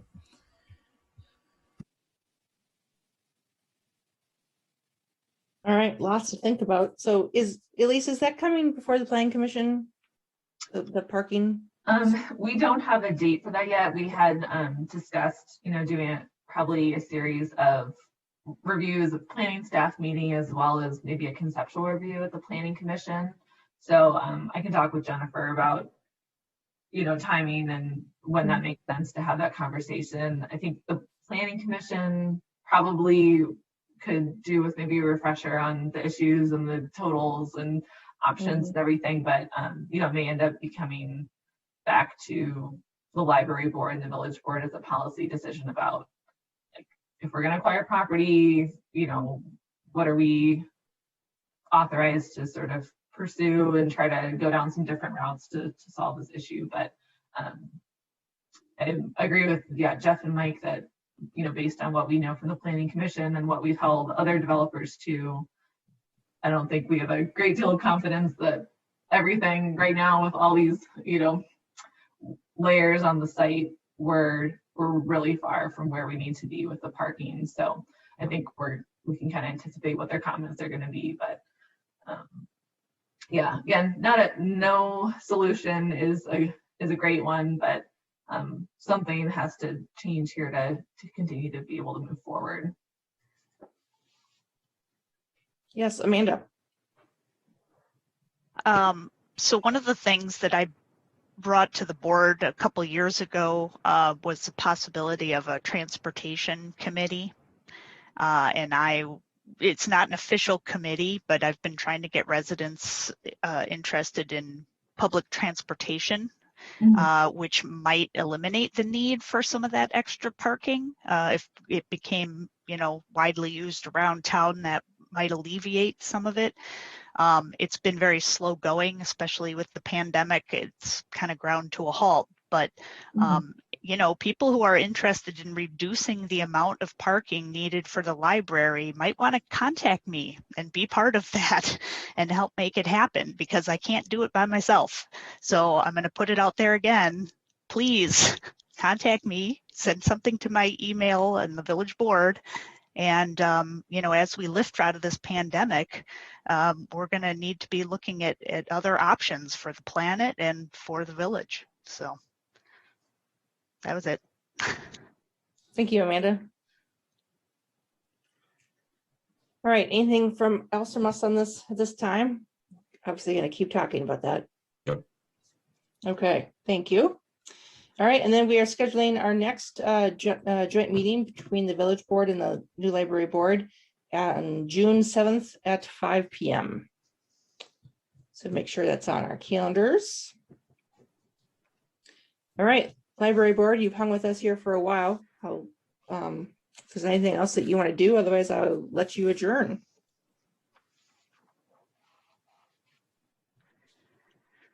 Pursuing what we're going to do. Very excited for working with all of you and getting going. So can I have a motion to adjourn from the library board? So moved, Jenny. This is Kyle. And a second? I'll second. This is Carrie. All in favor, say aye. Aye. Aye. Thank you very much. We are adjourned. Thank you, library board. Always a pleasure to have you here. Thank you. Thank you. Bye. All right, so next is community input. So at this point in the village board agenda, we always save time. If anyone from the public would like to bring something to our attention, we can't take action because it won't be on the agenda, but we can for sure take your input and always put it on a future agenda. Is there anyone from the community who would like to speak? I am not seeing anyone. All right, we will keep going. 11, public appearance. We have a presentation of the police department's 2020 annual report by Chief Pagenkoff. Welcome, Chief Jenny. Yes, thank you. First, I guess I'll say I've heard the feedback on several of the other annual reports. I'm going to apologize in advance. Mine is 37 pages long. I'm sure all of you will understand with policing right now. We've gotten a lot of questions about what Oregon's policing looks like, so I really wanted to kind of provide as much information. Given 2021 is going to be an interesting year for us, we really took a step back when we were creating this annual report. I really wanted to provide the current village board members, you guys, all of you have supported me in this department, and we appreciate it. I really wanted to show you all the work we've been able to accomplish. There's also going to be new village board members that are going to come on, and I'm hoping this will provide them some background as to what we've been able to get done. Same with the new village administrator. And we have a great partnership with the Oregon School District, so that's already been sent to them as well, and I've gotten some great feedback, which I really appreciated.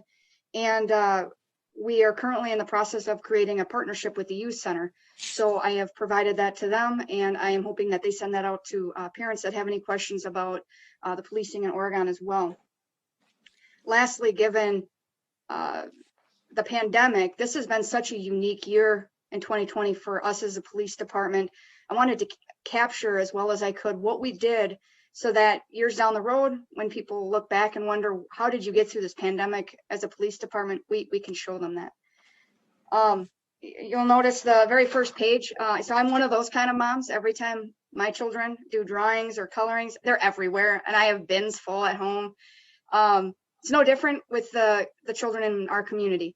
It's the exact same thing. We get these in the mail, we get them dropped off, and not just me, all of our department loves them. And in fact, when the pandemic started, we had asked for this in a Facebook message because parents were home with their children. Things were a little difficult, so we thought, well, let's give the children something to do. Maybe it'll give mom, dad, or grandparent a break. They started sending in these great drawings, and some of them are here on this front page and also on the back page. And we started posting them on our Facebook, just randomly, kind of just to put more positivity out there as we were going through some scary times. So very proud of that front page and the back page with all the great drawings we got. Then I won't go through my message. You can certainly read that at your leisure. The next page is page 5 of the annual report. That provides our hierarchy of staff.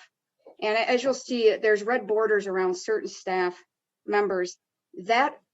Those are positions that changed in 2020. And at least if you want to go down a little further. Yep, that one right there. That goes to show you how much change we internally went through as a police department. And still did it quite well. I took over, so I was the interim chief for about the end of February till June. And in June, I was offered the opportunity to be the permanent chief and gladly accepted. That's when real change started happening. As an interim chief, most interim chiefs don't make a lot of big change because that permanent chief's going to come in, so you don't want to put staff through a lot. Normally when a permanent chief comes in, you kind of give this period of time, whether it's 30 days, 60 days, 90 days to adjust. We didn't have that opportunity. The pandemic hit no more than I stepped in as the permanent chief. And so we jumped in the deep end. we were still able to have a successful year in 2020. And really that comes down to my staff. They were amazing. They hung in there as we made these changes in improving policing in Oregon and really trying to address some of the concerns that were brought forward by community members. So as I go through the rest of this, I can't say enough good things about my staff as they stood by me as we made these changes. The next page, we right away wanted to address the changes in policing we made at Oregon PD. And I won't go into grave detail, but the very first section that's highlighted in red is the policy changes we made for use of force in critical incidents. They addressed de-escalation techniques, duty to intervene, chokeholds, and changing our primary investigating agency in an officer critical incident to DCI. We also made changes to our field training program right away. We wanted to make sure that as we were bringing staff in, we made these changes internally in that program as well. So we added 6 hours of fair and impartial policing training, tactical de-escalation training, duty to intervene and additional de-escalation training, and professional communications training. In 2020, we also added a fair and impartial policing instructor to our agency to make that internal change and make that important to our department. And I won't list off all of the training that's listed below there, but even with the challenges with pandemic, it certainly limited opportunities with training and how much of our staff could go, but we were still able to attend the training that's listed in there.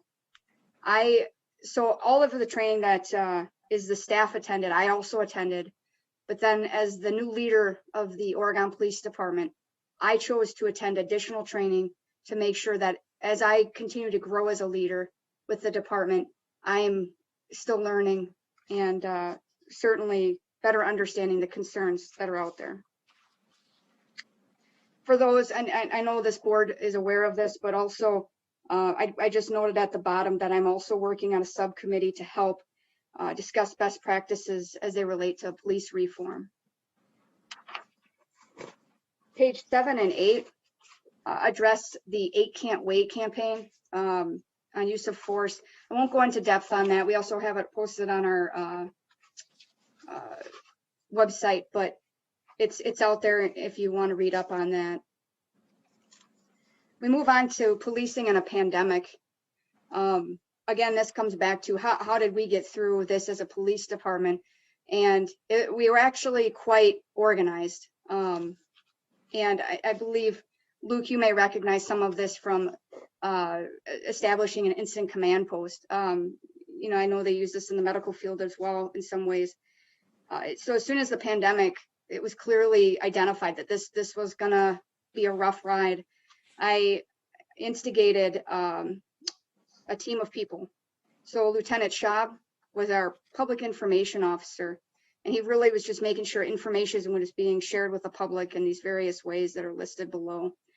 He also was my first responder liaison officer, so he was making sure we were communicating really well with Oregon Fire and EMS.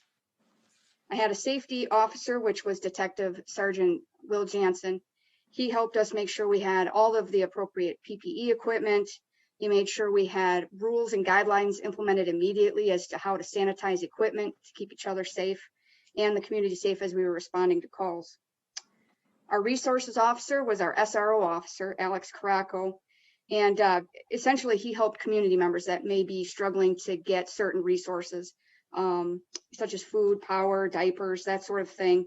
He also worked with Lieutenant Schaub, and they worked together on addressing other issues. Most of you know Rudy Trace, our support services supervisor. She helped us with the finance and administrative duties, making sure we had adequate money to purchase the PPE equipment and making sure she was communicating those purchases to Candy. Lastly, we created substations. So I had to keep my staff on. We were still needed in our community to respond to calls. So what we did is instead of minimizing officers on duty, we separated. I created substations. One was over in the judges' chambers on the other side of our building, which is completely disconnected from the police department. The other was in the prosecutor's office, which has its own entryway and own bathroom, and then one in the police department. It really helped. We have now moved back after the vaccination process, but we also have our own squads assignment so that there's just that division still in case there's an outbreak. The next page just discusses briefly the new hires and also anniversaries that were hit, as well as Kevin Gowan was assigned to our detective position. Again, lots of movement within our police department in 2020. Obviously, I was promoted in June. Then Lieutenant Schaub moved up into my position, and then Detective Sergeant Jansen moved up into Lieutenant Schaub's position. We certainly listened and heard the interest in knowing some of the use of force data and citizen complaint data. So we wanted to meet those requests. And so I'll just break down in a quick summary here. In 2020, we had 8,888 calls for service. Of that number of calls, we had 5 complaints from citizens. Those 5 complaints were alleging improper conduct by an officer. Now, citizen complaints are thoroughly investigated by our lieutenant, and the chief has informed me in writing of the details of the investigation and the disposition. Ultimately, each complaint is found to be either unfounded, not sustained, sustained, exonerated, or there was a policy failure. And you can see what the details are for each definition there. I review the details of the investigation to include reviewing reports and watching video camera footage. I then send the complainant a letter that notifies them of the outcome of the complaint. When a complaint is sustained, I ensure action is taken to address the matter with the employee. Below, you'll see on page 12 of the report, you'll see how many complaints we've received over the last 5 years. So to talk about 2020, again, we had 5 complaints. 3 of those 5 complaints were exonerated, which means the investigation indicates that the incident occurred, but was justified, lawful, and proper under circumstances. There were 2 that were sustained. That means that there was allegations are supported by sufficient evidence to conclude they are true. So then I just wanted to map out what it looks like. Is 2 out of 5 sustained complaints, is that normal? It's not. In 19 we had 0, and in 2018 we had 0. So I wanted to back up and talk about 2020 because I think, especially in the time right now with policing, I think many may think the worst when they hear, oh, you had 2 complaints sustained. Were they because of use of force or some other national policing concern that's going on? So I'm going to be very straightforward with what happened in both complaints. The first complaint, follow-up was conducted by the officer on a minor case that wasn't sufficient. So we worked with that officer to correct that action. The second one was an officer responded to a runaway juvenile complaint and did not contact a parent prior to the interview. He called immediately after when he realized his error. I want to be clear, this was not the school resource officer. This was a patrol officer on a call outside of the school, not affiliated with the school whatsoever. I know there's been concerns with questions about the school resource officer interviewing students without a parent notification. We have a very detailed system in place to ensure every time a student is interviewed by the SRO, a parent is notified first. If they're not, we would know. There's a spreadsheet the SRO has to fill out, and it's reviewed by a supervisor and the lieutenant. So I just wanted to make that very well known. So now to go to use of force, the next page 14. So again, out of the 8,888 calls for service in 2020, we had 25 times we used force. So that equates out to 0.0028%. Of those 25 times, we had 0 reports of a subject being injured because of that use of force. And I just want to note too that not all of the use of force incidents result in injury. With this said, and I didn't add this in the report, but I just wanted to note, so 0 injuries to a subject, that's not common. Unfortunately, people do get injured sometimes when we have to use force. We don't want that to happen, but unfortunately it does.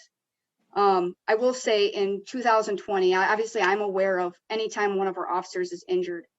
We had 3 times where an officer completed a workers' comp form in these use of force incidents.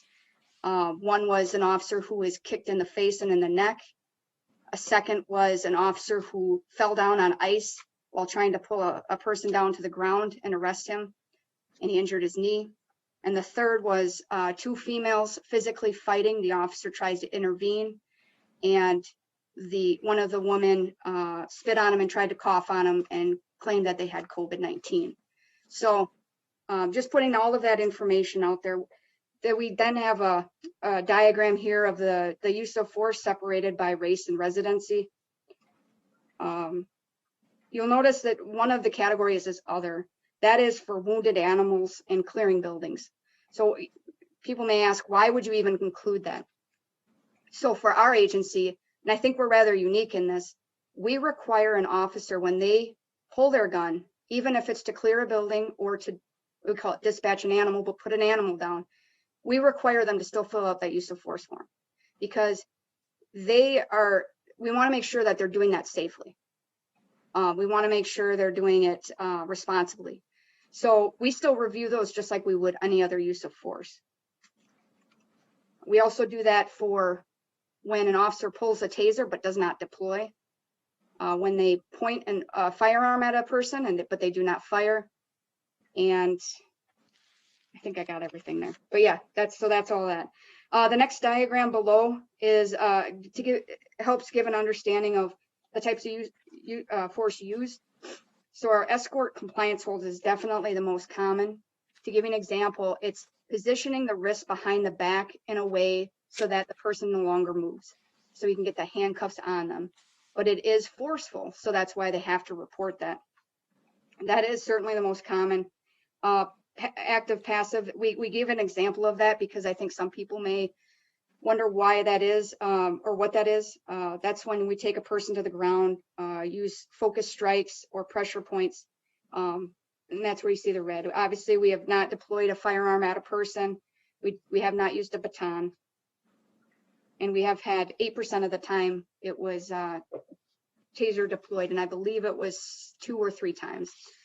That's what it equaled out to. So you can see the numbers on the top there. I won't go back through those again, but that gives you an idea of the different types of reporting that's done through the use of force. Just to explain the process real quick, what happens is anytime an officer uses force, it could be 3 officers using force on one person trying to get them under control. Each of those officers must fill out a form. So when they fill out the form, a copy goes to the direct supervisor, typically a patrol sergeant. The patrol sergeant reviews all of the reports, watches all of the video, and gives a conclusion to the lieutenant, signs the form indicating it's been reviewed by them. Regardless if they have noted anything of concern, it still goes to the lieutenant for a second review. If that first supervisor review, they notice something wrong, they will immediately notify the lieutenant, but either way, the lieutenant still takes a second look at it. In situations where there are concerns, the police chief and myself will work quickly to address the matter in such ways as holding the officer accountable, additional training, and or policy change. Another thing that comes of this that's really beneficial is this process helps us supervisors be best informed of what our officers are seeing. And if there is a certain scenario or a certain situation that seems like it's a common theme, we will find training to bring to our department to best address that and get that officer through it safely and get us through that situation as successfully as possible. I believe one of the questions I got from a community member back when I was the interim chief was, what qualifies you to review these use of force forms? There's a lot of things that do, and I won't get into them now, but we started looking at, so we sent half of our supervisor team in 2020, the second half in 2021, early 2021. But it's one of the only trainings offered is investigating and interpreting video recorded use of force incidents. So all of the supervisors that would review those, as well as any instructors, have gone through the training, and it was fantastic. I noted at the bottom here too, and all of you are aware of this, but recently in December of 2020, Wiley did certify our use of force policy to meet the presidential executive order on safe policing in communities.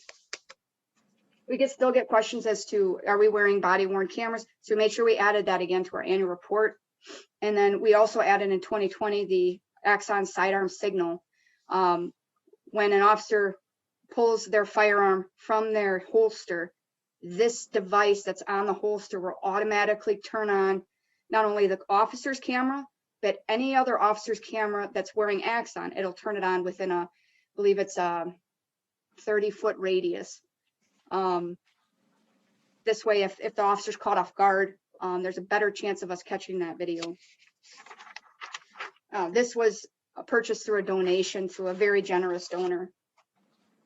So we did a lot of training in light of the recent events that led to increased scrutiny of police practices. We have taken this as an opportunity to make positive change in our policing practices by enhancing policies, implementing additional training, and improving our transparency. So below is a summary of the training we did. And as you can see, we tried to do it in different layers. Our staff, our SRO, and then the leadership. So I won't go through all of those, but they're there for people to look at. The pages 18, 19 are statistics that we know people have been interested in looking at, so we wanted to provide those. The med drop box on page 20, even during a pandemic, we were quite successful with the amount of medication that the community brought in for disposal.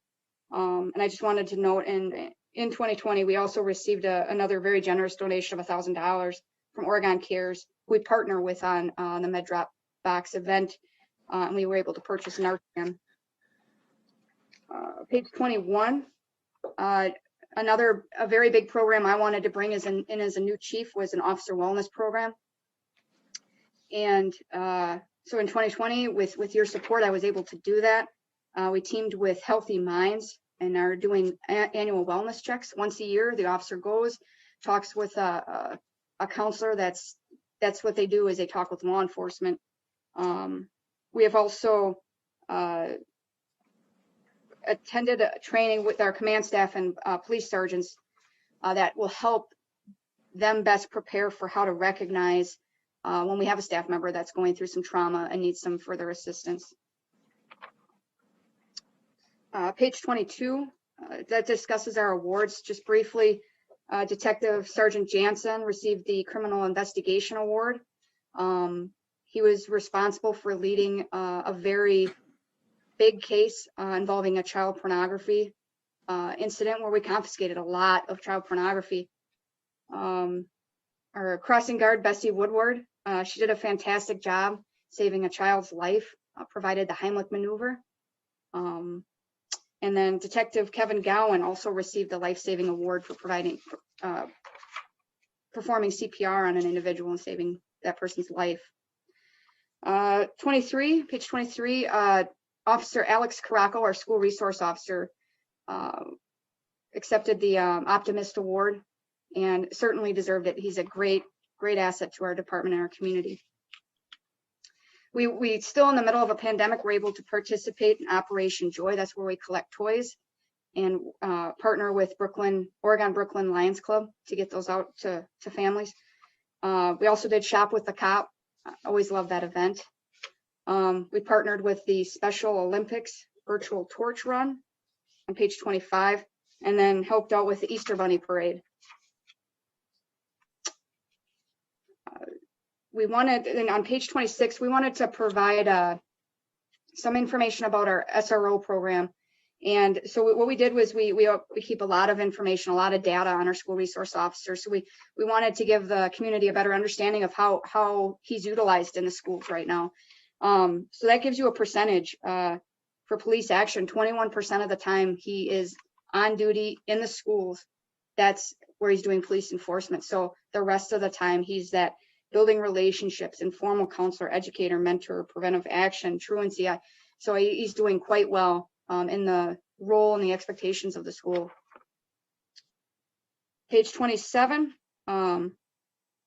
with the school's assistance, we were able to have Officer Caraco attend some really great training, and we've listed that training below.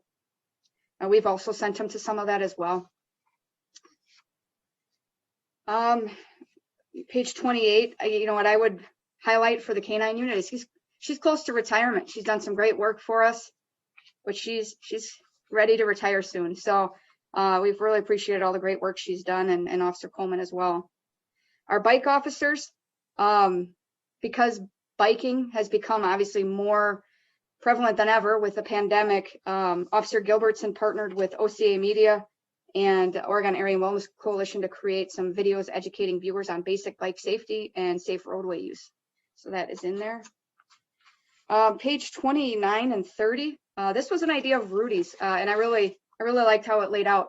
So she wanted to give some interesting facts about the Oregon Police Department. Some of these are prompted by questions we get. Obviously, we wanted to remind people we wear the cameras. We get a lot of requests for fingerprinting, so we wanted to inform them of what the costs are. Sorry about that. Another thing is Rudy says still she gets calls for the police chief, and when they ask, well, is he in? She has to correct them. So she's like, we need to put that in there. I said, okay. We talk about vacation checks. We are one of the few agencies now that still do vehicle unlocks. Our police department parking lots is safe exchange zone. Another thing I think some of our community is still not aware of is that we have our very first bilingual police officer, Officer Navarro. She speaks Spanish. We are fully accredited. So there's all kinds of great facts in there.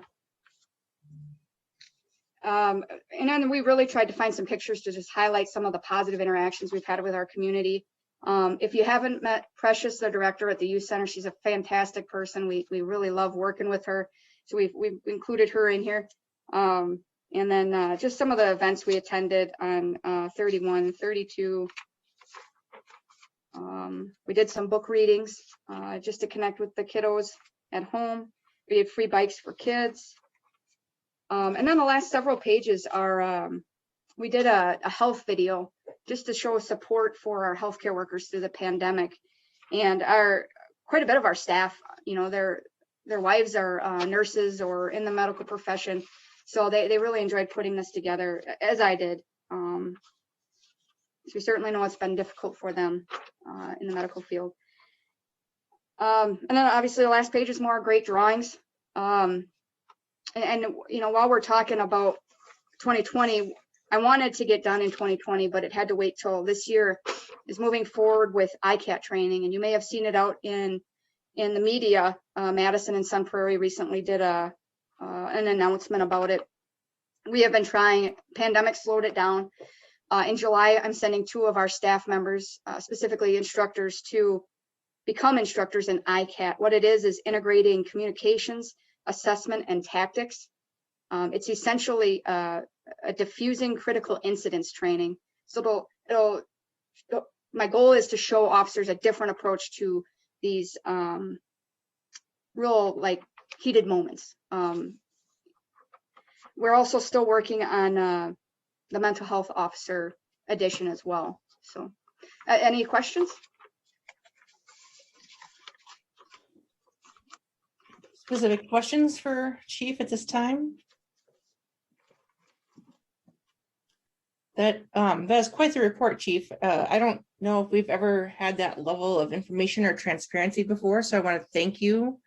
Thank you for all of that. It's very, very good information. This is something that I'm sure that we can point community members who are who voice concerns or issues towards. Thank you. All right, I don't see any questions. Excellent. Thank you, Chief. Do you want to do any highlights of your monthly reports for February or March, or does anyone have questions on those? Anything that you want to highlight on those, Jenny? Sure. I'll just highlight for February, we got our employee evaluations done. I was invited to a community transition conversation at the Oregon School District. We talked about as youth come out of the school district and are looking for jobs, how can we help them? I really enjoyed that meeting. It was great to connect with the various parts of the school district. And then I got to meet with a Cub Scout troop and answer their questions. That was pretty fun. In March, to talk briefly about March, what was interesting was we went from February to March, and in March we had an increase of calls of service by 300 approximately. We haven't seen an increase like that for a while, and in fact it's an increase in a comparison for, I would say, easily the last 4 months. And so what's different about March, we're doing traffic, a lot of traffic, and we're getting people driving 40, 50 miles an hour down Janesville Street, which is 25. So we're out there. We're really trying to get people to slow down and obey the traffic laws, but we're busy with it. So we're going to continue to work on traffic, and our officers are very committed to that because they do see a lot of our community out walking and biking, especially right now. For me in March, just one thing to highlight. I'm now starting to attend Dane County Coordinated Community Response for people with intellectual disabilities and developmental disorders. I'm hoping that we can pull this into the mental health officer position as well. So excited about that. And then lastly, in the month of March, all staff, including non-sworn, attended professional communications training, which was excellent, and digital evidence collection, as well as ethics training. Very good. Any questions for Chief on those monthly reports? Fascinating that the number of calls, especially traffic, have gone up. I don't know if everyone was just tired of winter or what, but man, I drove around town. I've got people passing me. I'm like, this is a residential street. What is happening? Yes. I don't know. Yeah. So thank you for having your officers out there doing that. Appreciate it. Okay. Well, thank you, Chief. It's a very thorough report this month. We appreciate that. We will keep on trucking. So number 12 is approval of minutes. So we have minutes from August 17th, March 12th, and March 31st. And Mike, I can remember. Can we do these all at once? Okay. Yep. Someone like to make a motion to approve minutes? Motion by Peterson, second by Stitch. Any questions on any of those? All those in favor say aye. Aye. Opposed? Motion carries. And Jeannie, I'm going to abstain from August 17th because I was on vacation, Okay. just for the record. All right, item 13, approval of vouchers. So tonight we have vouchers in the amount of $699,246.25. Would someone like to make a motion to approve to get that on the board? So motion by Bollig, second by Glish. All right, what questions do we have for staff on vouchers tonight? Yes, Jerry. Yes, it's probably for Jeff. Bob Cannon-Madison. I see there's about $3,000 where they're classified as repairs to the toolcat. Was there an accident related to that? No, that was wear and tear. We use the toolcat for just about everything, and that was some wear and tear that had to do with the front end, using it both as a plow and a broom and everything else. So, okay, very good. Thank you. That was it. Welcome. Gary, I know you so well. I was turned to the page and turned to that item.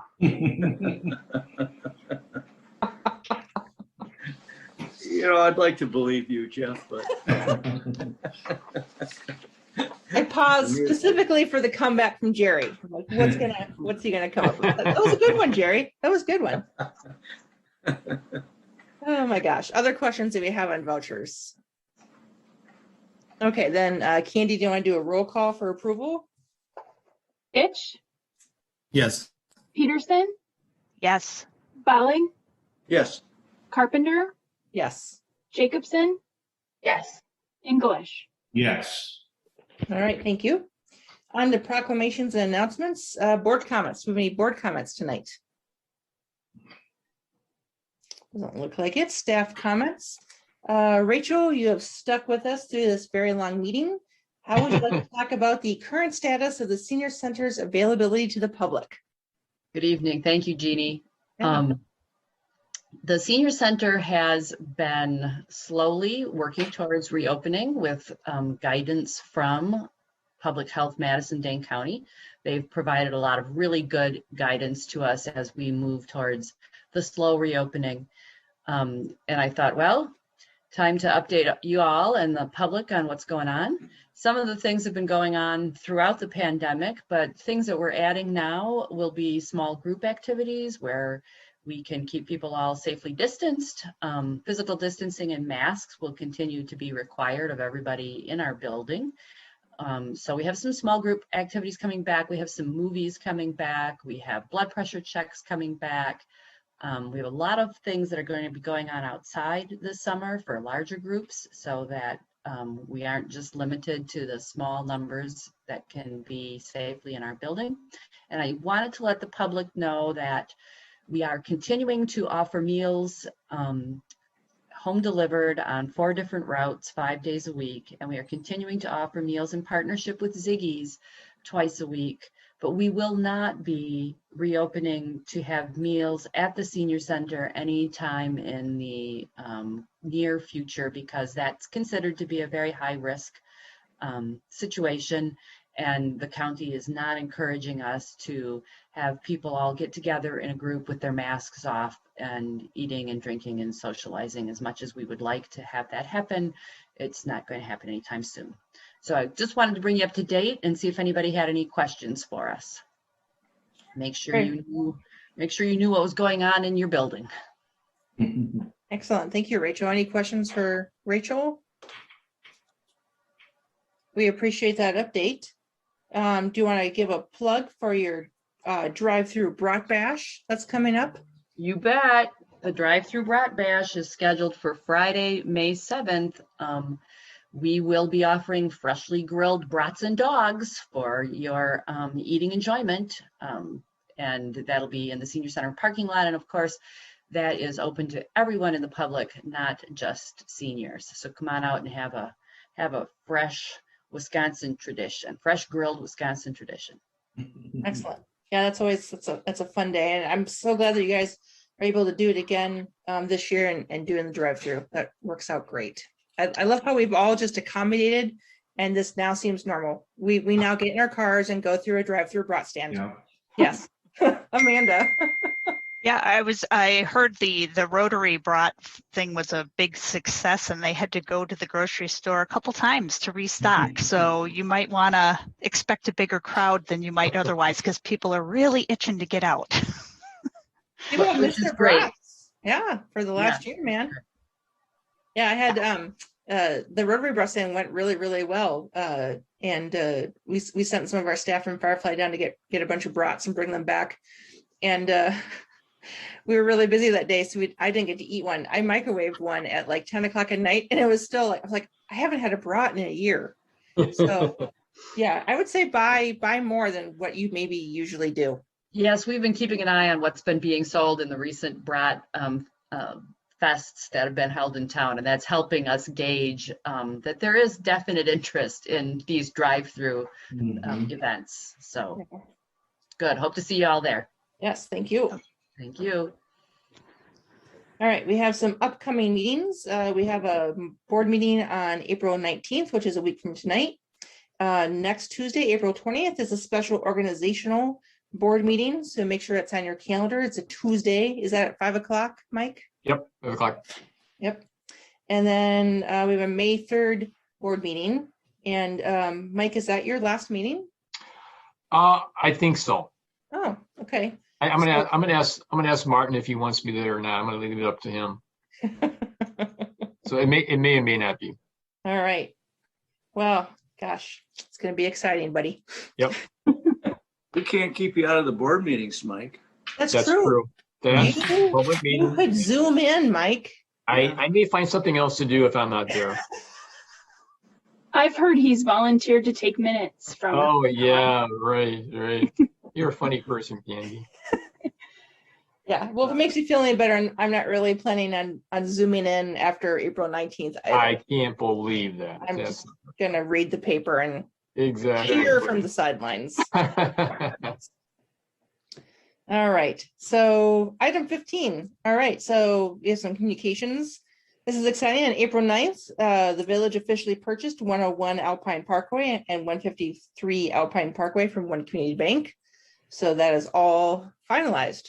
Yep, the bank was just fantastic to work with. Scott particularly, and the bank was just fantastic, and everything went with Matt's help, Matt Drainey's help, everything went smoothly at the closing. So, yep, we own the building. Woohoo! Yep. All right, and then item B is the spring 2021 election results. Candy, do you get to talk? That'd be exciting. Sure, I can talk. Okay, I love to talk. So I actually sent Elise a link, and I'll just have her pull that up. We certified the results on Friday. We certified the results from election evening. So I've already reached out to the new board members to get their oaths and stuff signed, and I'm just working with them to get all of that done and get them their email addresses and get them all set up so that they're ready to go on the 20th. So let's see, so in this particular race for the village trustee, we had to count all write-ins, and I do have to say that this is the first time that I think since I've been here we've ever had to do that for this particular race, and the election workers did an amazing job, balanced right to a T. They did a great job. So the number of total write-ins were 650, and Carlene Beshin was also a registered write-in, got the highest number, and then Mike Wunsch got the next highest number. So Derek Belo, Carlene Beshin, and Mike Wunsch are the trustees. Excellent. Thank you, Candy. There were some other really good write-ins too, Candy, if I remember right. Yep. Somebody even wrote Jeff Rowan. I'm still thinking that might have been Jeff, but I don't know. And the ballot. So there'd be a conflict of interest, Jeff. A huge conflict of interest. I think even a few trustees that are on now got write-ins. Yes. So more than me, yeah. Nice. Well, I was over there a couple of times, and there was a line, but things were moving quickly, and I always think it's amazing when it just seems like turnout was high. Do you have any idea what the turnout was? Turnout was about 36%. Oh, so yeah, it was pretty good. 2,800, which is higher than a normal spring election. So. Yeah. But we moved a lot of people through. I think, what did we have? We had 1,141 counted as absentee, which I think is the new trend. So that helps keep some of that out of the village hall. But yeah, everybody did a good job, I think, especially the staff and the election workers. So. Yes. All right. Well, thank you, Candy. Thank you, you and your team, for all your hard work. We appreciate it. All right. Doesn't look like we have any report of committees. We don't. Oh, yeah. I'm sorry. We have number 17. We have minutes not requiring action from the Oregon Fire EMS Commission from March 4th. So those are in our packet. We have no unfinished business. We have no new business. So I would entertain a motion to adjourn. Motion by Stitch, second by Jacobson. All those in favor say aye. Aye. Aye. We are adjourned. Thank you, everyone. Awesome.